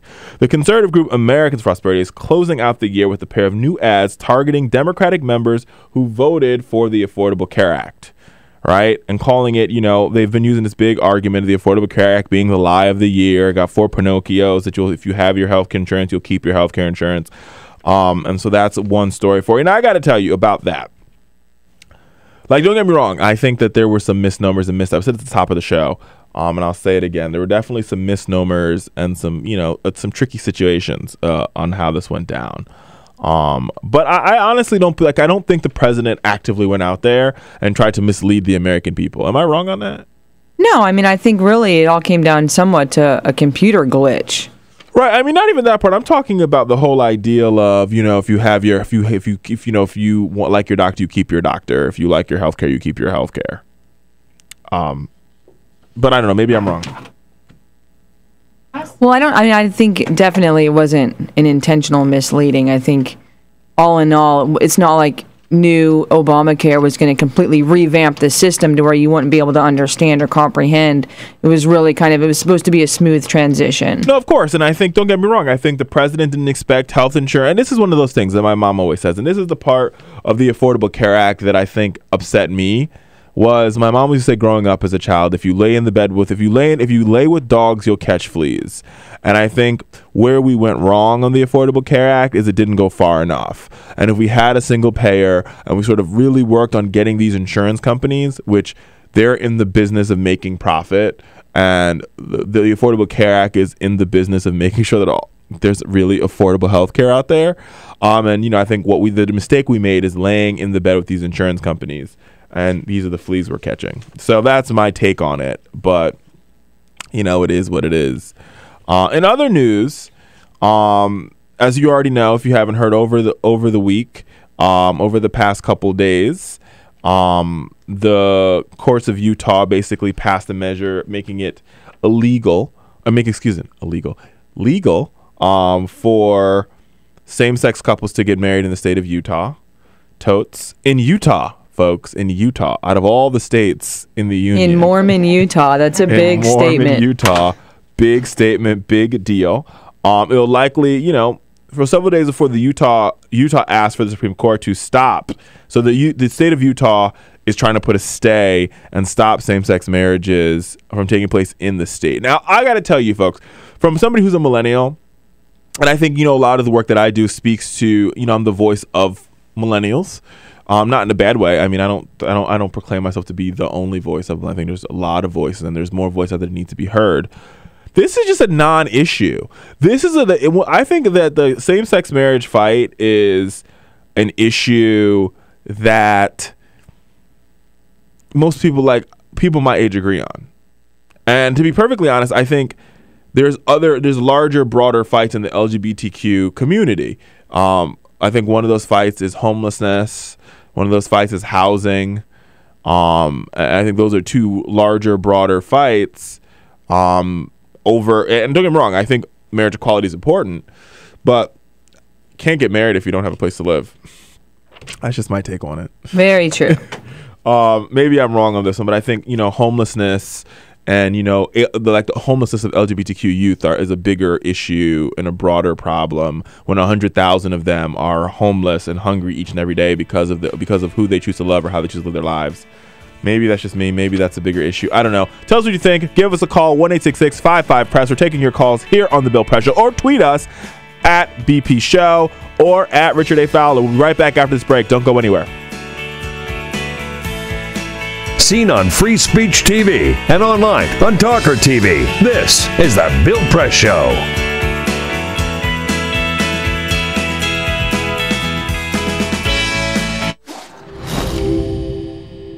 In the early 20th century, the war to end all wars didn't end war at all.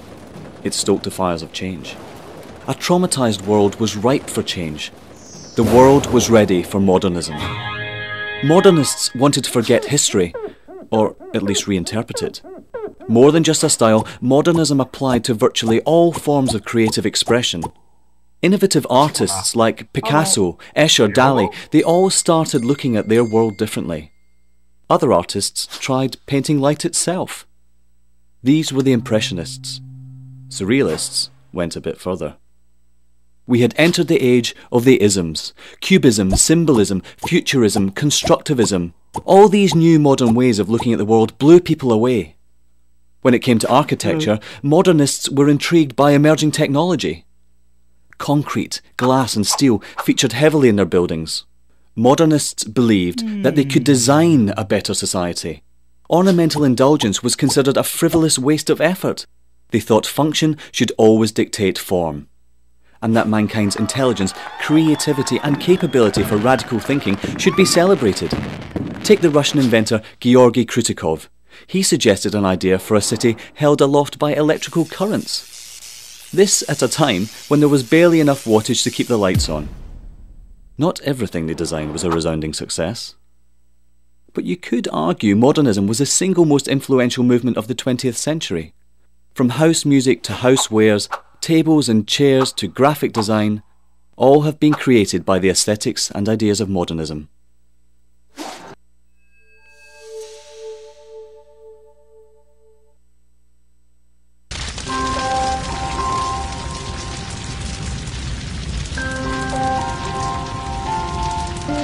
A single ember that escapes from a wildfire can travel more than a mile. That single ember can ignite and destroy your home or even your community. You can't control where that ember will land, only what happens when it does. Get Fire Adapted now at fireadapted.org. So, I'm kind of new here, but I've noticed a trend. My human does this funny thing where she goes around and gets all my toys, and then she hides them in that basket by the door. But it's always the same basket, and it's always in the same place. And then she acts so surprised when I find them, but, she's putting them in the same basket. Again. It's like, hello, that's where you put it last time. You were the worst at hide and go seek.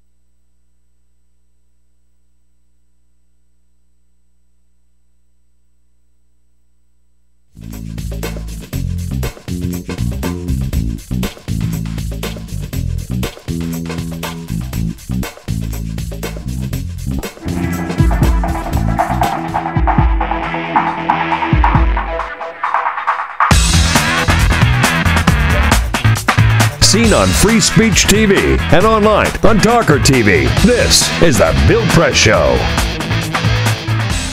And we're back on The Bill Press Show. I want to shout out one of the folks who have been tweeting us all morning. Thanks for tweeting us. she's my good media colleague, and she's tweeted from the I Declare Media. She tweeted us, and she says, absolutely, Richard. The Affordable Care Act doesn't go far enough. We allowed insurance companies to write the policy. Lie of 2014, not lie. Not a lie. I completely agree. Totes to you. And it seems as though we have a caller. Robert from Roper, North Carolina. Welcome to the Bill Press Show. Good morning. How you doing today? I'm good. How are you, Robert? Good, good. I was just calling with regard to Utah and not allowing same-sex couples to marry. They're allowing same-sex couples to get married, just to be clear. Okay. What's up? Well, I just don't think there should be any state where, if we as a nation say that it's equal rights, there should be no state where those rights are not recognized. I hear you. I completely agree with you on that one, Robert. I think every state, if equal protection on the law is equal protection, and I just feel as though, like Al Sharpton said a couple years ago, like the Rev said, we should be worried about who's eating in the kitchen, not who's sleeping in the bedroom. That's just my thoughts on that one. But I got to tell you, I think the LGBT community, beyond just marriage equality, we have a larger fight in our hands. I mean, you know, what do you do about the homelessness rate, the, you know, LGBT youth that are sort of dealing and trying to figure out who they are and sort of living their story? And I think that's I think it's a bigger issue. Maybe that's just me. What do you think, Robert? Well, I think it's a bigger issue in that it is an issue. Mm-hmm. I mean, teenagers have a lot of issues, period. That is true. So to have to deal with, you know, their decisions on how they're going to live out their lives, you know, and have those issues be compounded, it's just crazy. And I think in this day and age, we shouldn't be putting more issues on the kids than they already have.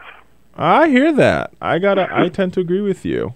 Yes, sir. I tend to agree with you. Thanks so much for calling, Robert. I was going to call you Robert from Roper. I was going to call you Roper from Robert. Robert from Roper, North Carolina. We appreciate your call. I tell you, folks, I agree with Robert on this one. I think no matter where you live, you should be able to marry who you love. And remember, understand that marriage, while there is people put religious meaning to it, and I hear that, it's really just it's like a legally binding contract between two individuals. And I don't understand why you can't have that legally binding contract. And on top of that, 50% of current marriages end in divorce. So you want to defend marriage, let's fix those instead of trying to stop folks from doing it. Maybe that's just me. We'll be right back on the Bill Press Show. This is the Bill Press Show.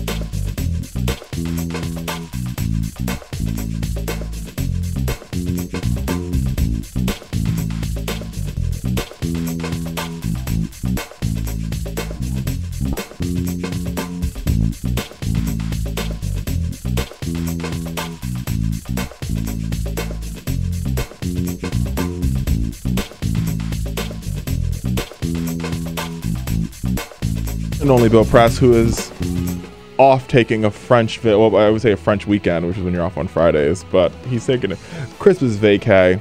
He'll be back, don't worry. But I'm filling in for him for today. Before we get this rolling, I want to talk to one of our callers from Minneapolis, Minnesota, and then we're going to talk to Florida gubernatorial candidate Nan Rich. But first, let's talk to John from Minneapolis. John, how are you doing? Welcome to the show.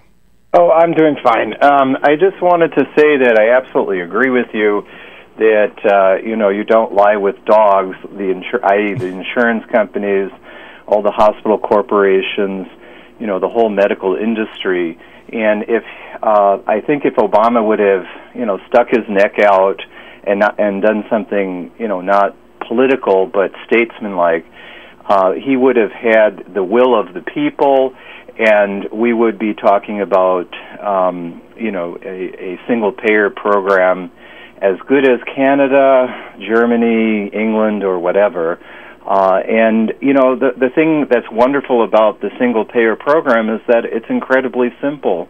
There isn't all these middlemen, all of these levels that have to be paid off, and the money would be going directly, to the care of the patient with a small overhead of about 8%. I think we pay the most for administrative overhead, and most of that is profits for CEOs and hospital corporations like United Health, which is headquartered here in Minnesota, and they make tremendous amount of money for their stockholders, and that is really sucked out of the blood of sick people. I mean, I think that if you would have explained it in those terms, these people are vampires. I hear that, John. Now, people.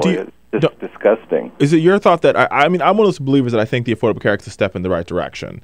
So that's where sort of I am on the issue. Is that it's a step in the right direction, and that's what you got to do to make sure that it works in the future. Either way, thanks for your call. We appreciate you, John from Minneapolis, and we are now joined by gubernatorial candidate for the state of Florida, the one and only Senator Nan Rich. Nan, welcome to the show. Or Senator, thank you, Richard. Thanks for inviting me on. Thanks for coming on the show. As always, Bill Press, just like Bill, he likes to sort of have conversations with progressives that are really getting stuff done on the ground. Mm-hmm. And I think you're one of those. So tell us, how's the campaign going? Well, I'm very excited about the campaign. We have probably the most unpopular governor in the country here in Florida. Jesus, take the wheel on him, for real. And I think that there are lots of opportunities here, and I'm very excited about it. I have been on the trail, so to speak, for quite a while, since I was before I was term limited, actually, in November 2012 from the Florida State Senate, where at that time, as you know, I was serving as the Democratic Minority Leader. And I have been traveling, crisscrossing the state, over 230 visits, speeches, events, and really just kind of planting the seeds for a very strong grassroots campaign around the state of Florida. I love that, and I think the whole ideal, and that's how we win, folks, is real good grassroots campaigning and really getting the people and building the campaign around the people and not building the people around the campaign. And I love the fact that sort of talking to folks and getting out there. And what is the issue that you're hearing? And I think because Florida is sort of a microcosm to the nation, right? Because we have so many different cultural populations and different regions and demographics. Like, what's the number one concern you're hearing from the ground there? Well, I think the number one concern that I'm hearing has to do with it connects to jobs in the economy, but really it's about education and public education, because there's been such a huge attempt to undermine and to privatize public education over the last few years.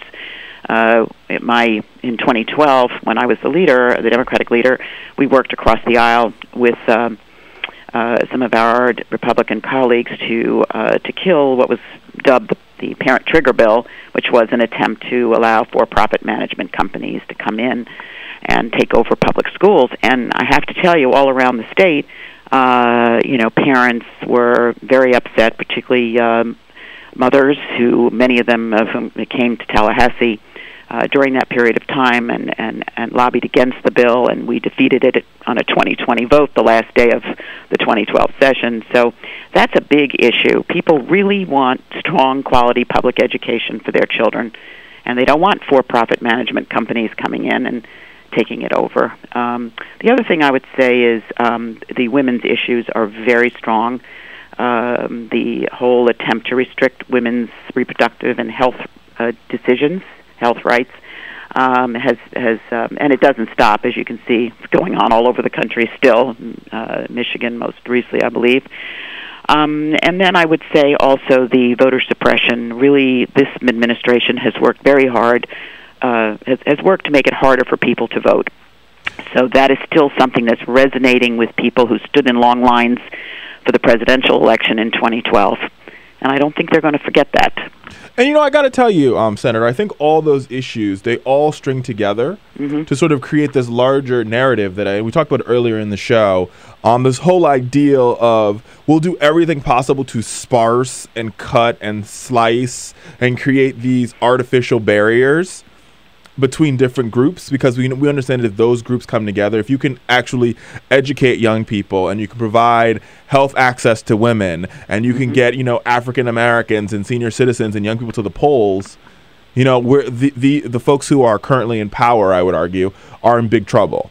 And so if we can parse and cut and slice and create artificial barriers and walls that aren't really there and straw men to keep them, constantly going against each other, we can sort of stop them from, coalescing and taking power away from the power structure that we've set up for ourselves years ago. Well, I think what it is, it's about the people. It's not about the special interests, and the people need to be the special interests is what the issue is in Florida right now. And I think that when I look at the groups that are working with me and helping me, they are the groups that you have just talked about. A lot of young people who, people never thought they would come out to vote in 2012, and there they were at the polls, and a lot of them were the ones that there was an attempt to disenfranchise them, particularly the college students, because of the Voter Suppression Act that was passed in Florida in 2011.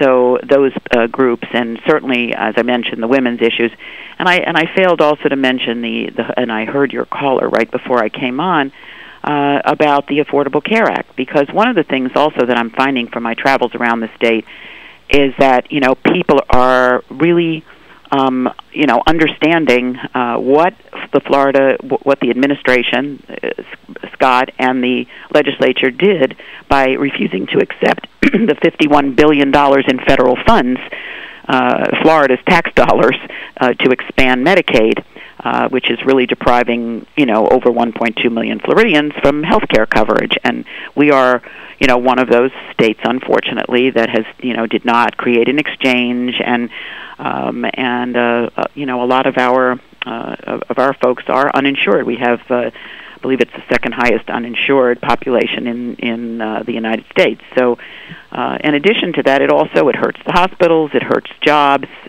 because a lot of these, obviously, the University of Florida had determined that there would be about 120,000 jobs created by expanding Medicaid. But it seems to me, Senator, maybe I'm wrong on this one, but it seems as though this governor, beyond the fact that he doesn't know how to run a state, just seems to love to reject money coming from the federal government over politics. This is not the first time we've seen this from him. When he initially came in, he rejected $3 billion that would have went to build a high-speed rail line between Tampa and Orlando. Now he's rejecting Medicaid expansion money, but yet he professes to be the governor that will stand up for the people of Florida, and the glossy, 8x11 ads that he puts out there and the commercials that he runs. Well, I would argue that he can't run a company either, since the highest fine given to any or levied against any corporation was against his before he became governor. So, and he has a terrible track record of returning all of this money, and it all relates to jobs, because every time someone interviews him, he talks about jobs in the economy, and yet he's turned away anywhere between 20 and 30,000 construction jobs when he turned away the high-speed rail money, and then you have the Affordable Care Act, and you have also many, many other areas where, particularly in the healthcare arena, where money has been returned. You have money follows the person, which is to keep frail elderly out of nursing homes, which, by the way, under his administration, we have the highest number of seniors that are waiting for community-based care home-based care for the elderly to keep them out of nursing homes, 54,000. So, the list kind of goes on and on. But I guess the bottom line for me is, as you can see, none of this is in the best interest of the people of Florida, and that's why I'm running, and that's what I'm hearing all around the state of Florida. So when you get to Tallahassee, Senator, and you become and you're the governor, what happens in the first 100 days? Because I think it's important that folks know what the key change is going to be, right? Because there's definitely going to be some key change. Definitely going to be singing a different song. What's the new song look like? Well, first of all, as I said, there has to be an emphasis on the people, and when I think. I mentioned working across the aisle. Obviously, our legislature is majority Republican, even though we're chipping away at it. But it, for all intents and purposes, is not going to flip in the next election. But it will be closer, and I think that you have to show leadership. That's the key thing: is to work across the aisle. This governor has not worked with his own leadership, his own Senate president and Speaker of the House, to work out a compromise to draw down these funds. And I think that my record has shown that I have that leadership ability and work across the aisle. And I think that that's the tone that needs to be put back into Tallahassee, number one. Number two, obviously, I mentioned, public education. We have so many areas from our universal pre-K program where we could have been the leader in the nation. We weren't, because we don't fund it properly, and we also don't have the benchmarks, the requirements for quality pre-K. So these are, kind of all things that I would be, looking at. But everything would be, as far as I, would say to you, would be to look at, what can we do to invest in education and in reestablishing a strong middle class in the state of Florida. Strong middle class in the state of Florida. Now, we talk to a lot of folks out there in the country, a lot of progressives out there. What can they do to be part of this movement as we sort of rebuild the middle class, whether it's in Florida or Michigan or Wisconsin or wherever? Well, to rebuild it? Yeah. Well, one of the things are to elect people that believe in those, in those values. We have. I'm a lifelong Democrat. I'm running for this position because I have those progressive values, and I believe that there is a resurgence in the state of Florida in the progressive movement here. As I travel around the state, you have lots of people working on many of the issues that I mentioned, and I think that that's what we need to do. In a primary, for instance, and I have a primary first, in a primary election, in a non-presidential year, if you get your people out to vote, and we have the progressives mobilized and out to vote, I believe, that I can win, and then, move on to, taking on the lack of leadership and the, and the poor record, very poor record of our current governor when it comes to the best interests of the people. I love it. I got to tell you, folks, these are the type of candidates we need to support. Folks like Senator Dan Rich out there fighting the good fight for progressives everywhere. Thank you so much for being on the show, Senator. We really appreciate you. Thank you this morning. Thank you. Bye-bye. Listen, folks, follow her campaign. Get involved. That's the only way we're going to create change. Talk at the beginning of the show. Follow her campaign at Senator Nan Rich on Twitter. You can follow us, and we'll tell you how to follow her. We'll tweet it out. We'll be right back after the break on this show, on the Bill Press Show. Seen on Free Speech TV and online on TawkrTV. This is the Bill Press Show.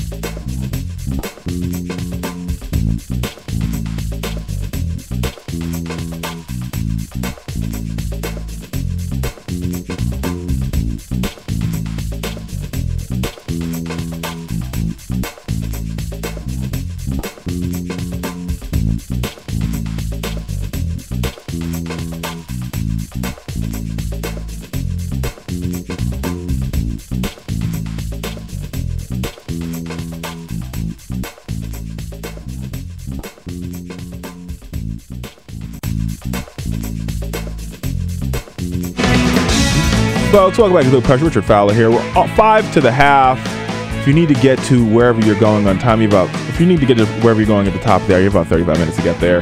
We are back on The Bill Press. Richard Fowler here, filling in for Bill Press. Go ahead, give us a call, 1-866-55-PRESS, or tweet us at BP Show or at Richard A. Fowler, and we'll get your tweets handle. We just got a tweet that came in that says, show on minimum wage this morning was eye-opening. Thank you. Thank you too, Jim. We appreciate you being part of our little slice of the morning.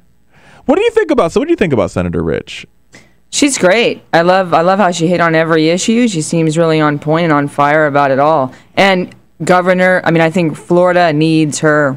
Yeah, needs her considering their current situation. I completely agree with that. And I'm from Florida, but I think that I just think she's like a rock star and a half. And I think she's right. I think she's touching on the issues. And I'm one of those folks that believe in grassroots campaigning. Like, I just don't believe in this whole ideal of this top-down approach to how we pick our candidates, right? Where, the political boss walks out and says, here's your candidate for you. And I'm all about grassroots campaigning. Don't get me wrong. I think there's some times where candidates happen to be the political movement's choice as well as the movement choice. And I think that's what President Obama was in 2008. I also think that's what he was in 2012. But I really like Senator Rich. I think that she just has the chutzpah that you need to sort of get it done. Yeah, I'd actually never really heard her speak that much, and that was a really, really great segment. Oh, yeah, for sure. And I think she just sort of spoke to what's really the issue. That's what's really going down in Florida. And Florida's one of those states that was hit so hard by the economy and by the Great Recession. And the fact that this governor, it blows my mind. It always blows my mind anytime a governor just rejects free money because of politics. That was shocking. And also even the reasons behind that funding was actually pretty good for the economy and for Florida in and of itself. Of course. And that's what blew me. And I'm just like, wait a minute. I get it. So you're playing political games, right? And you want to end government spending. But being a governor is a lot different than like being a member of the United States Congress. They could run around and act crazy every day because there's 535 of them to sort of lessen the blow. Right? Well, that's allowed here in D.C. as well. Yeah. But just think about it. For anything to pass, a majority of 535 of them have to vote on something. So they can shift the blame 534 different ways. Whereas when you're a governor, you are the head of the household for that state. Like, you are the end all beat all. Your decisions have real effects on real people's lives, and they happen quickly. They happen fast. And you think about the high-speed rail money, which was when he came in because Charlie Crist was going to take the money, the former governor, and then he basically sent the check back for $3 billion. That's unheard of. It's unfathomable.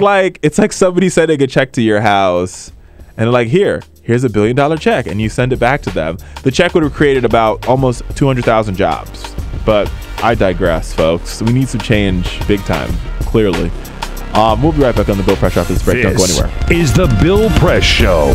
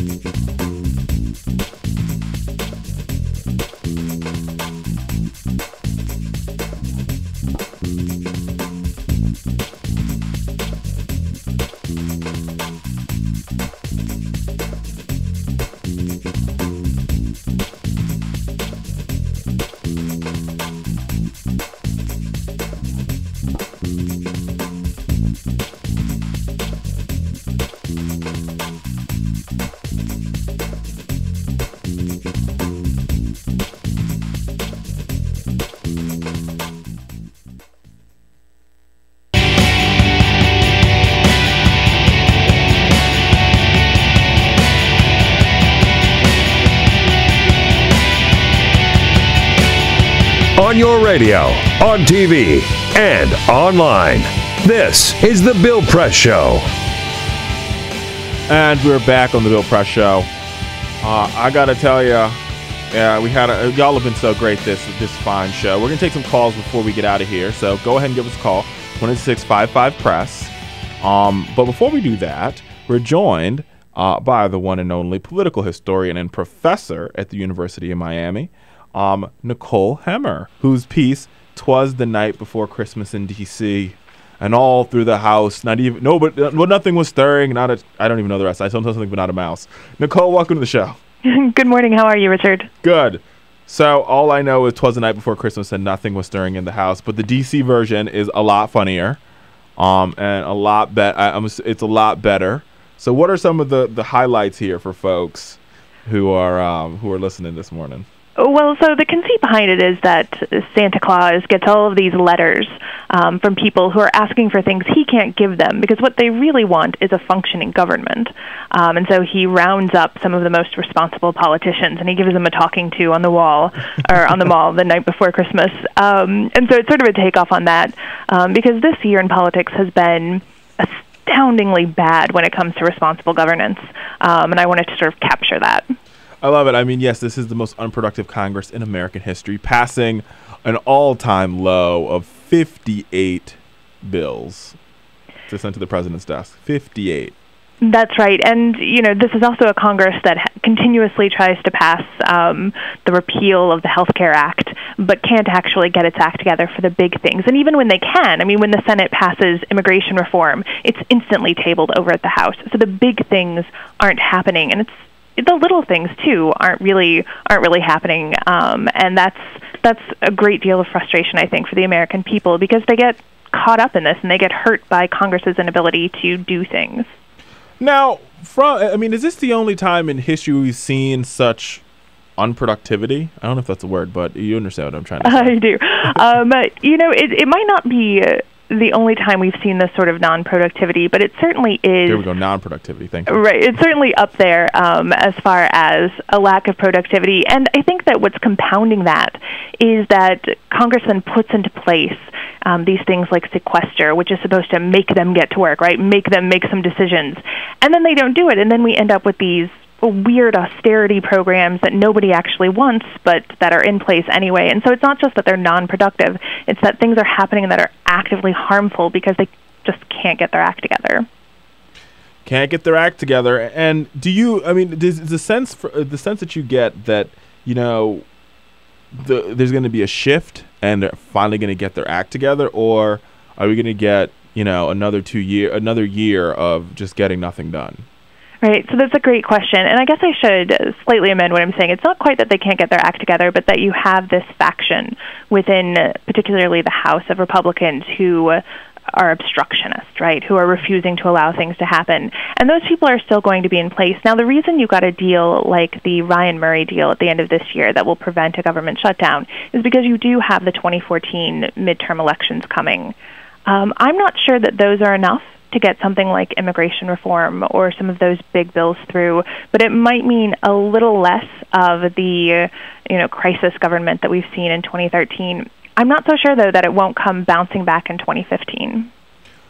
I think you're right there, because it doesn't say that it doesn't mean that, you know, we can't have more of a stalemate as we get in the next 2 years. People sort of gear up and sort of begin to politically posture for, you know, the 2016 election. But I got to tell you, this is all, like, for me, the reason why this is so shocking is that I don't think ever before in history we've seen a situation where people spend literally after November 5th of 2012, they began to posture for November 5th, for the, you know, the first week of November 2014. And that posturing is what's led to this sort of it's like the slowdown. Is this the first time we've seen this in history where the posturing began like the day after the election? Well, we've certainly seen in recent years a speed up in the electoral cycle, and that's been compounded on the Republican side by this need, right, for ideological purity, and that's what leads to the posturing, right? You're not going to be working out compromises so that you build your legislative record. You're really more focused on making sure that you're, you know, one of the pure-hearted who are put forward in the next election. So I think it's that combination that, if not unique, is at least rare in American history. And is there never been a time where we've seen it this bad, though? I mean, like, or close to this bad, where we can, as a reference point, I always think history repeats itself. And I mean, is there ever a time where we've seen this bad, like, oh, we know it's going to get better, or is this just going to be what life is like for the next 5 to 10 years? So in the long scope of history, there's actually a little light at the end of the tunnel, which is that when politics tends to begin to break down, when it's unable to address the problems of the day, then there tends to be a great deal of upheaval and something new comes out of that. Obviously, the Civil War is one of those instances, but also at the end of the 19th century when you had this new economic system, right? This new industrial economic system that wasn't meeting the needs of the people. You have this crazy corruption. You have the boss system come in urban areas, and the crisis eventually gets so bad that it then gives birth to the progressive era. What that meant, though, was that for 10, 20, 30 years, you had terrible governance. But out of that, that inability of the political system to respond, you got a new political system that was more responsive and was able to give people more of the government that they wanted. So that long picture, that big picture, I think, offers some hope. You know, I hope, I pray it doesn't take 30 years for us to figure this thing out. I think in this sort of technological era that we're in, things happen a little bit quicker. So we have the internet instead of the telegraph, so I think that we might be able to speed things up a bit. And do you sense that, you know, we're going to speed it up in the next election cycle, next 2, next 3? What's your prediction? Yes, so I wouldn't say that 2016 is going to be a shining example of democracy, but I do think that maybe within the next 3 to 4 presidential election cycles, we will see, I mean, especially if the Republican Party continues to lose at the presidential level, eventually I think that might knock some things loose. I love it. If the Republican Party continues to lose in the presidential election, we'll knock some things loose, folks. You got to get out there and you got to start voting so we can, you know, end this. So Tell me, what is I mean, this is such a great, I love how this piece is written, but what is the funniest line to you? I obviously write from the writer's perspective. Oh, that's a great question. Well, I think so.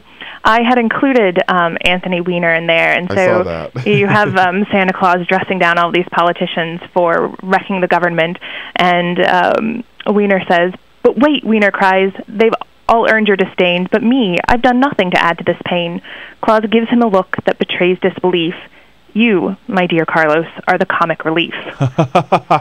That is true. Him and Rob Ford, we talked about earlier in the show, who's not even American, but I got to tell you, I think you're 100% right that that Anthony Weiner has been the comic relief in this crazy political system that we sort of find ourselves in. What's up? Tell me, what do you think? What's next? I mean, what's next for this Congress? Can it get worse? Oh, I don't think we should ever underestimate the ability of this Congress to make things worse. I do think that this latest deal sort of pretends a little bit of a détente. You have heard some muscle flexing over the debt ceiling. I don't necessarily think that the Republicans are going to go quite to the edge again on that. That seems particularly risky in an election year. So I think we're going to see not a lot happening, but at least with some of the new sequester issues taken care of, that's something. I wouldn't look for huge reforms. I wouldn't look for a lot of action in Congress, but I think we will see a bit of an easing of this crisis government that we've been seeing over the past year. So there will be eventually an easing. Nicole Hemmer, political historian and professor. And this piece is great, folks. Check it out. It's on U.S. News and World Report. 'Twas the night before Christmas in D.C. Christmas, remember, folks, Christmas is 12 days if you're Catholic. So you have a couple more days, and so it could still be the night before Christmas for you if you get this piece. Nicole, thanks so much for being on the show. We appreciate you. Thanks for having me. All righty. We'll be right back on the Bill Press Show after this break. We're taking your calls, 1-866-55-PRESS. Talk about minimum wage. We'll talk about immigration. We'll talk about what you got for Christmas, or maybe, Amazon didn't get you your gift on time. Give us a call, 1-866-55-PRESS. We'll be right back after this break. Seen on Free Speech TV and online on TawkrTV. This is the Bill Press Show.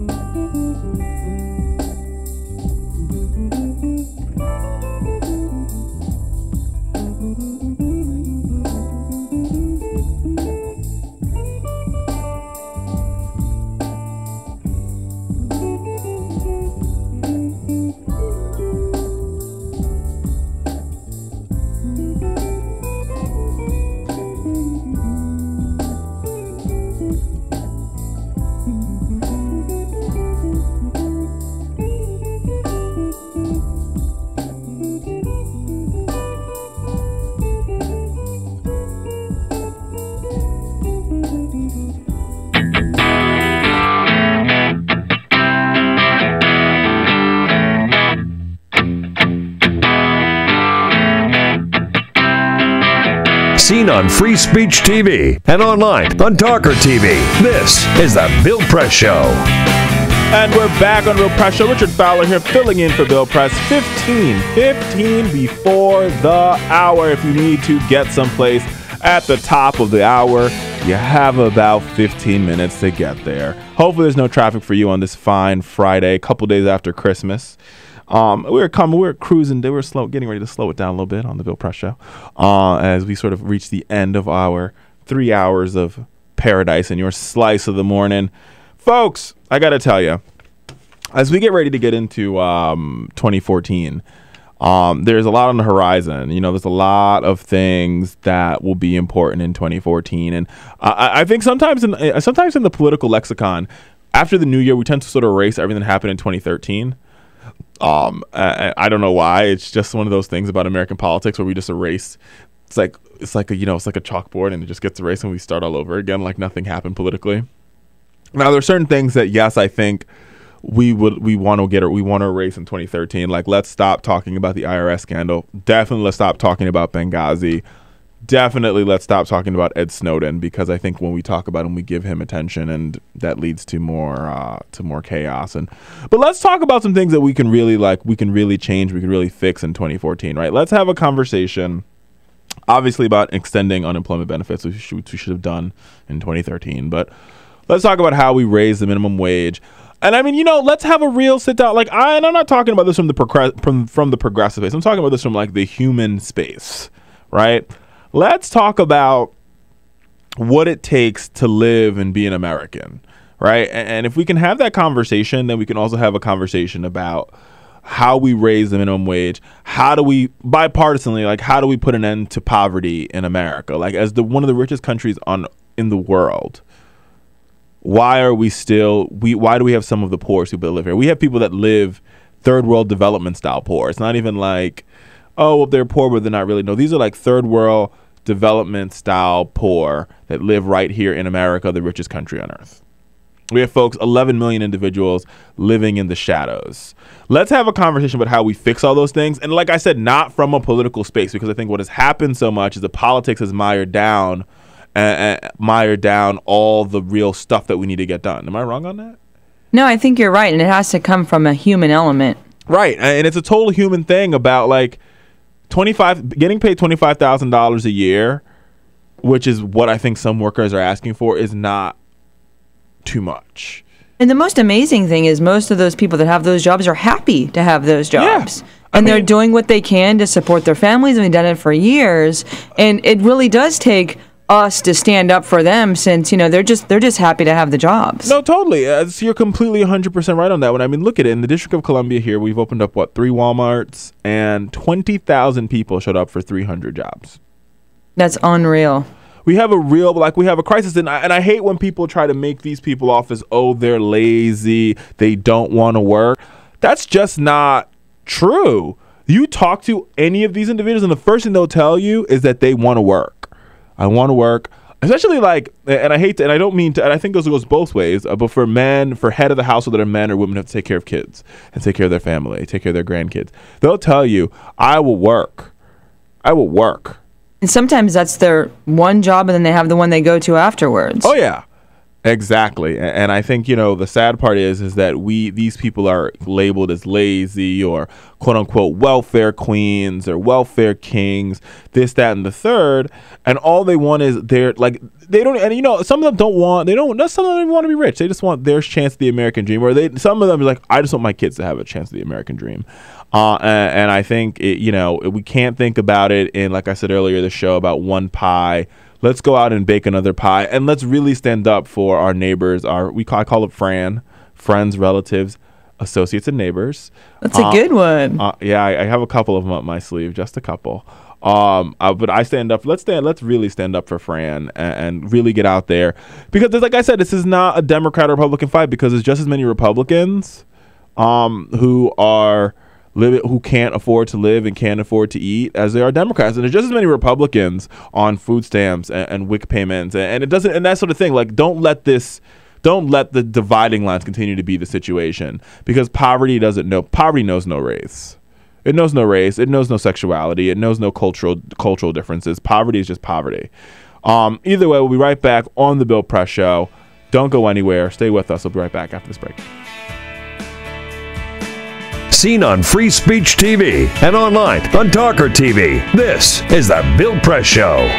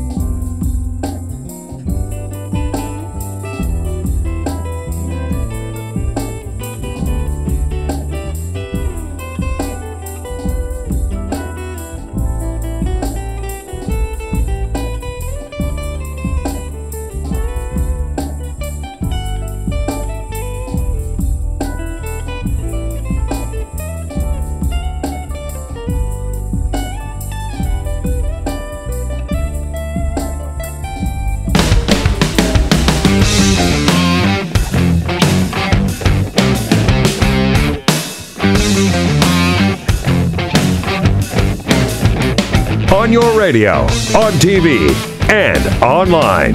This is the Bill Press Show. And we're back on the Bill Press Show. Gotta tell you folks, as always, I love sitting in the chair when Bill's not here. Ooh, that rhymed. And being a part of your morning this fine Friday the 27th. We have 5 minutes at the top of the hour, FYI. It's been a great show. It really has. It's been a great show, you know. It's a little early in the morning for me.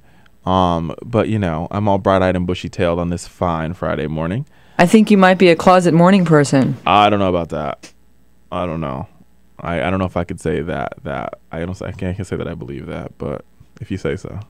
You guys are morning folks, not I. But no, folks, I got to tell you, this is one of those things. I think, you know, as we get it, we're 1 week out, well, less than a week out, a couple of days out from the new year. So, you know, this is the time for us to get something done, the time for us to reflect and look back and think about the great year we've had, maybe we didn't have a good year. Next year's going to be better, right?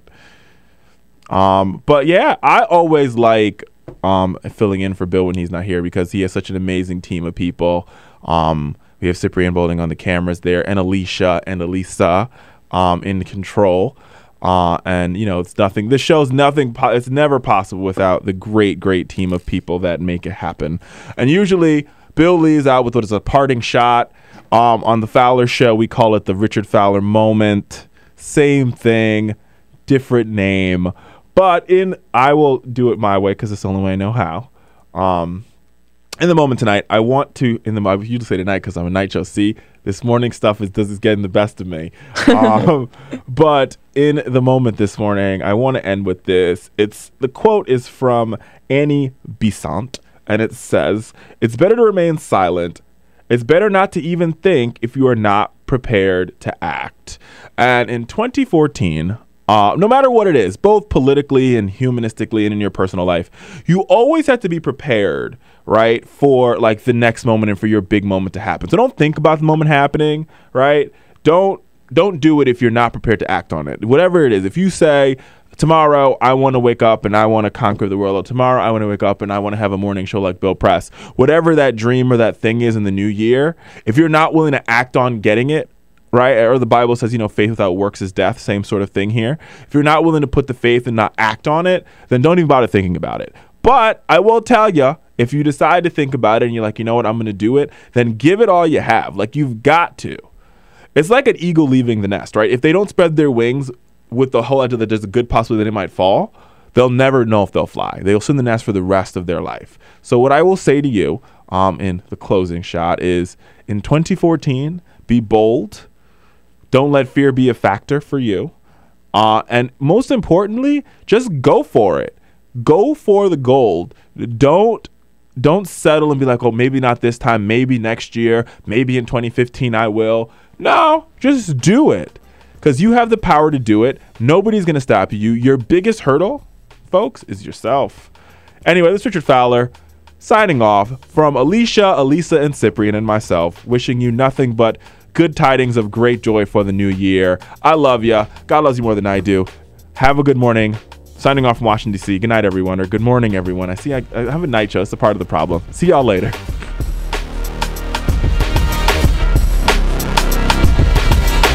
This is the Bill Press Show.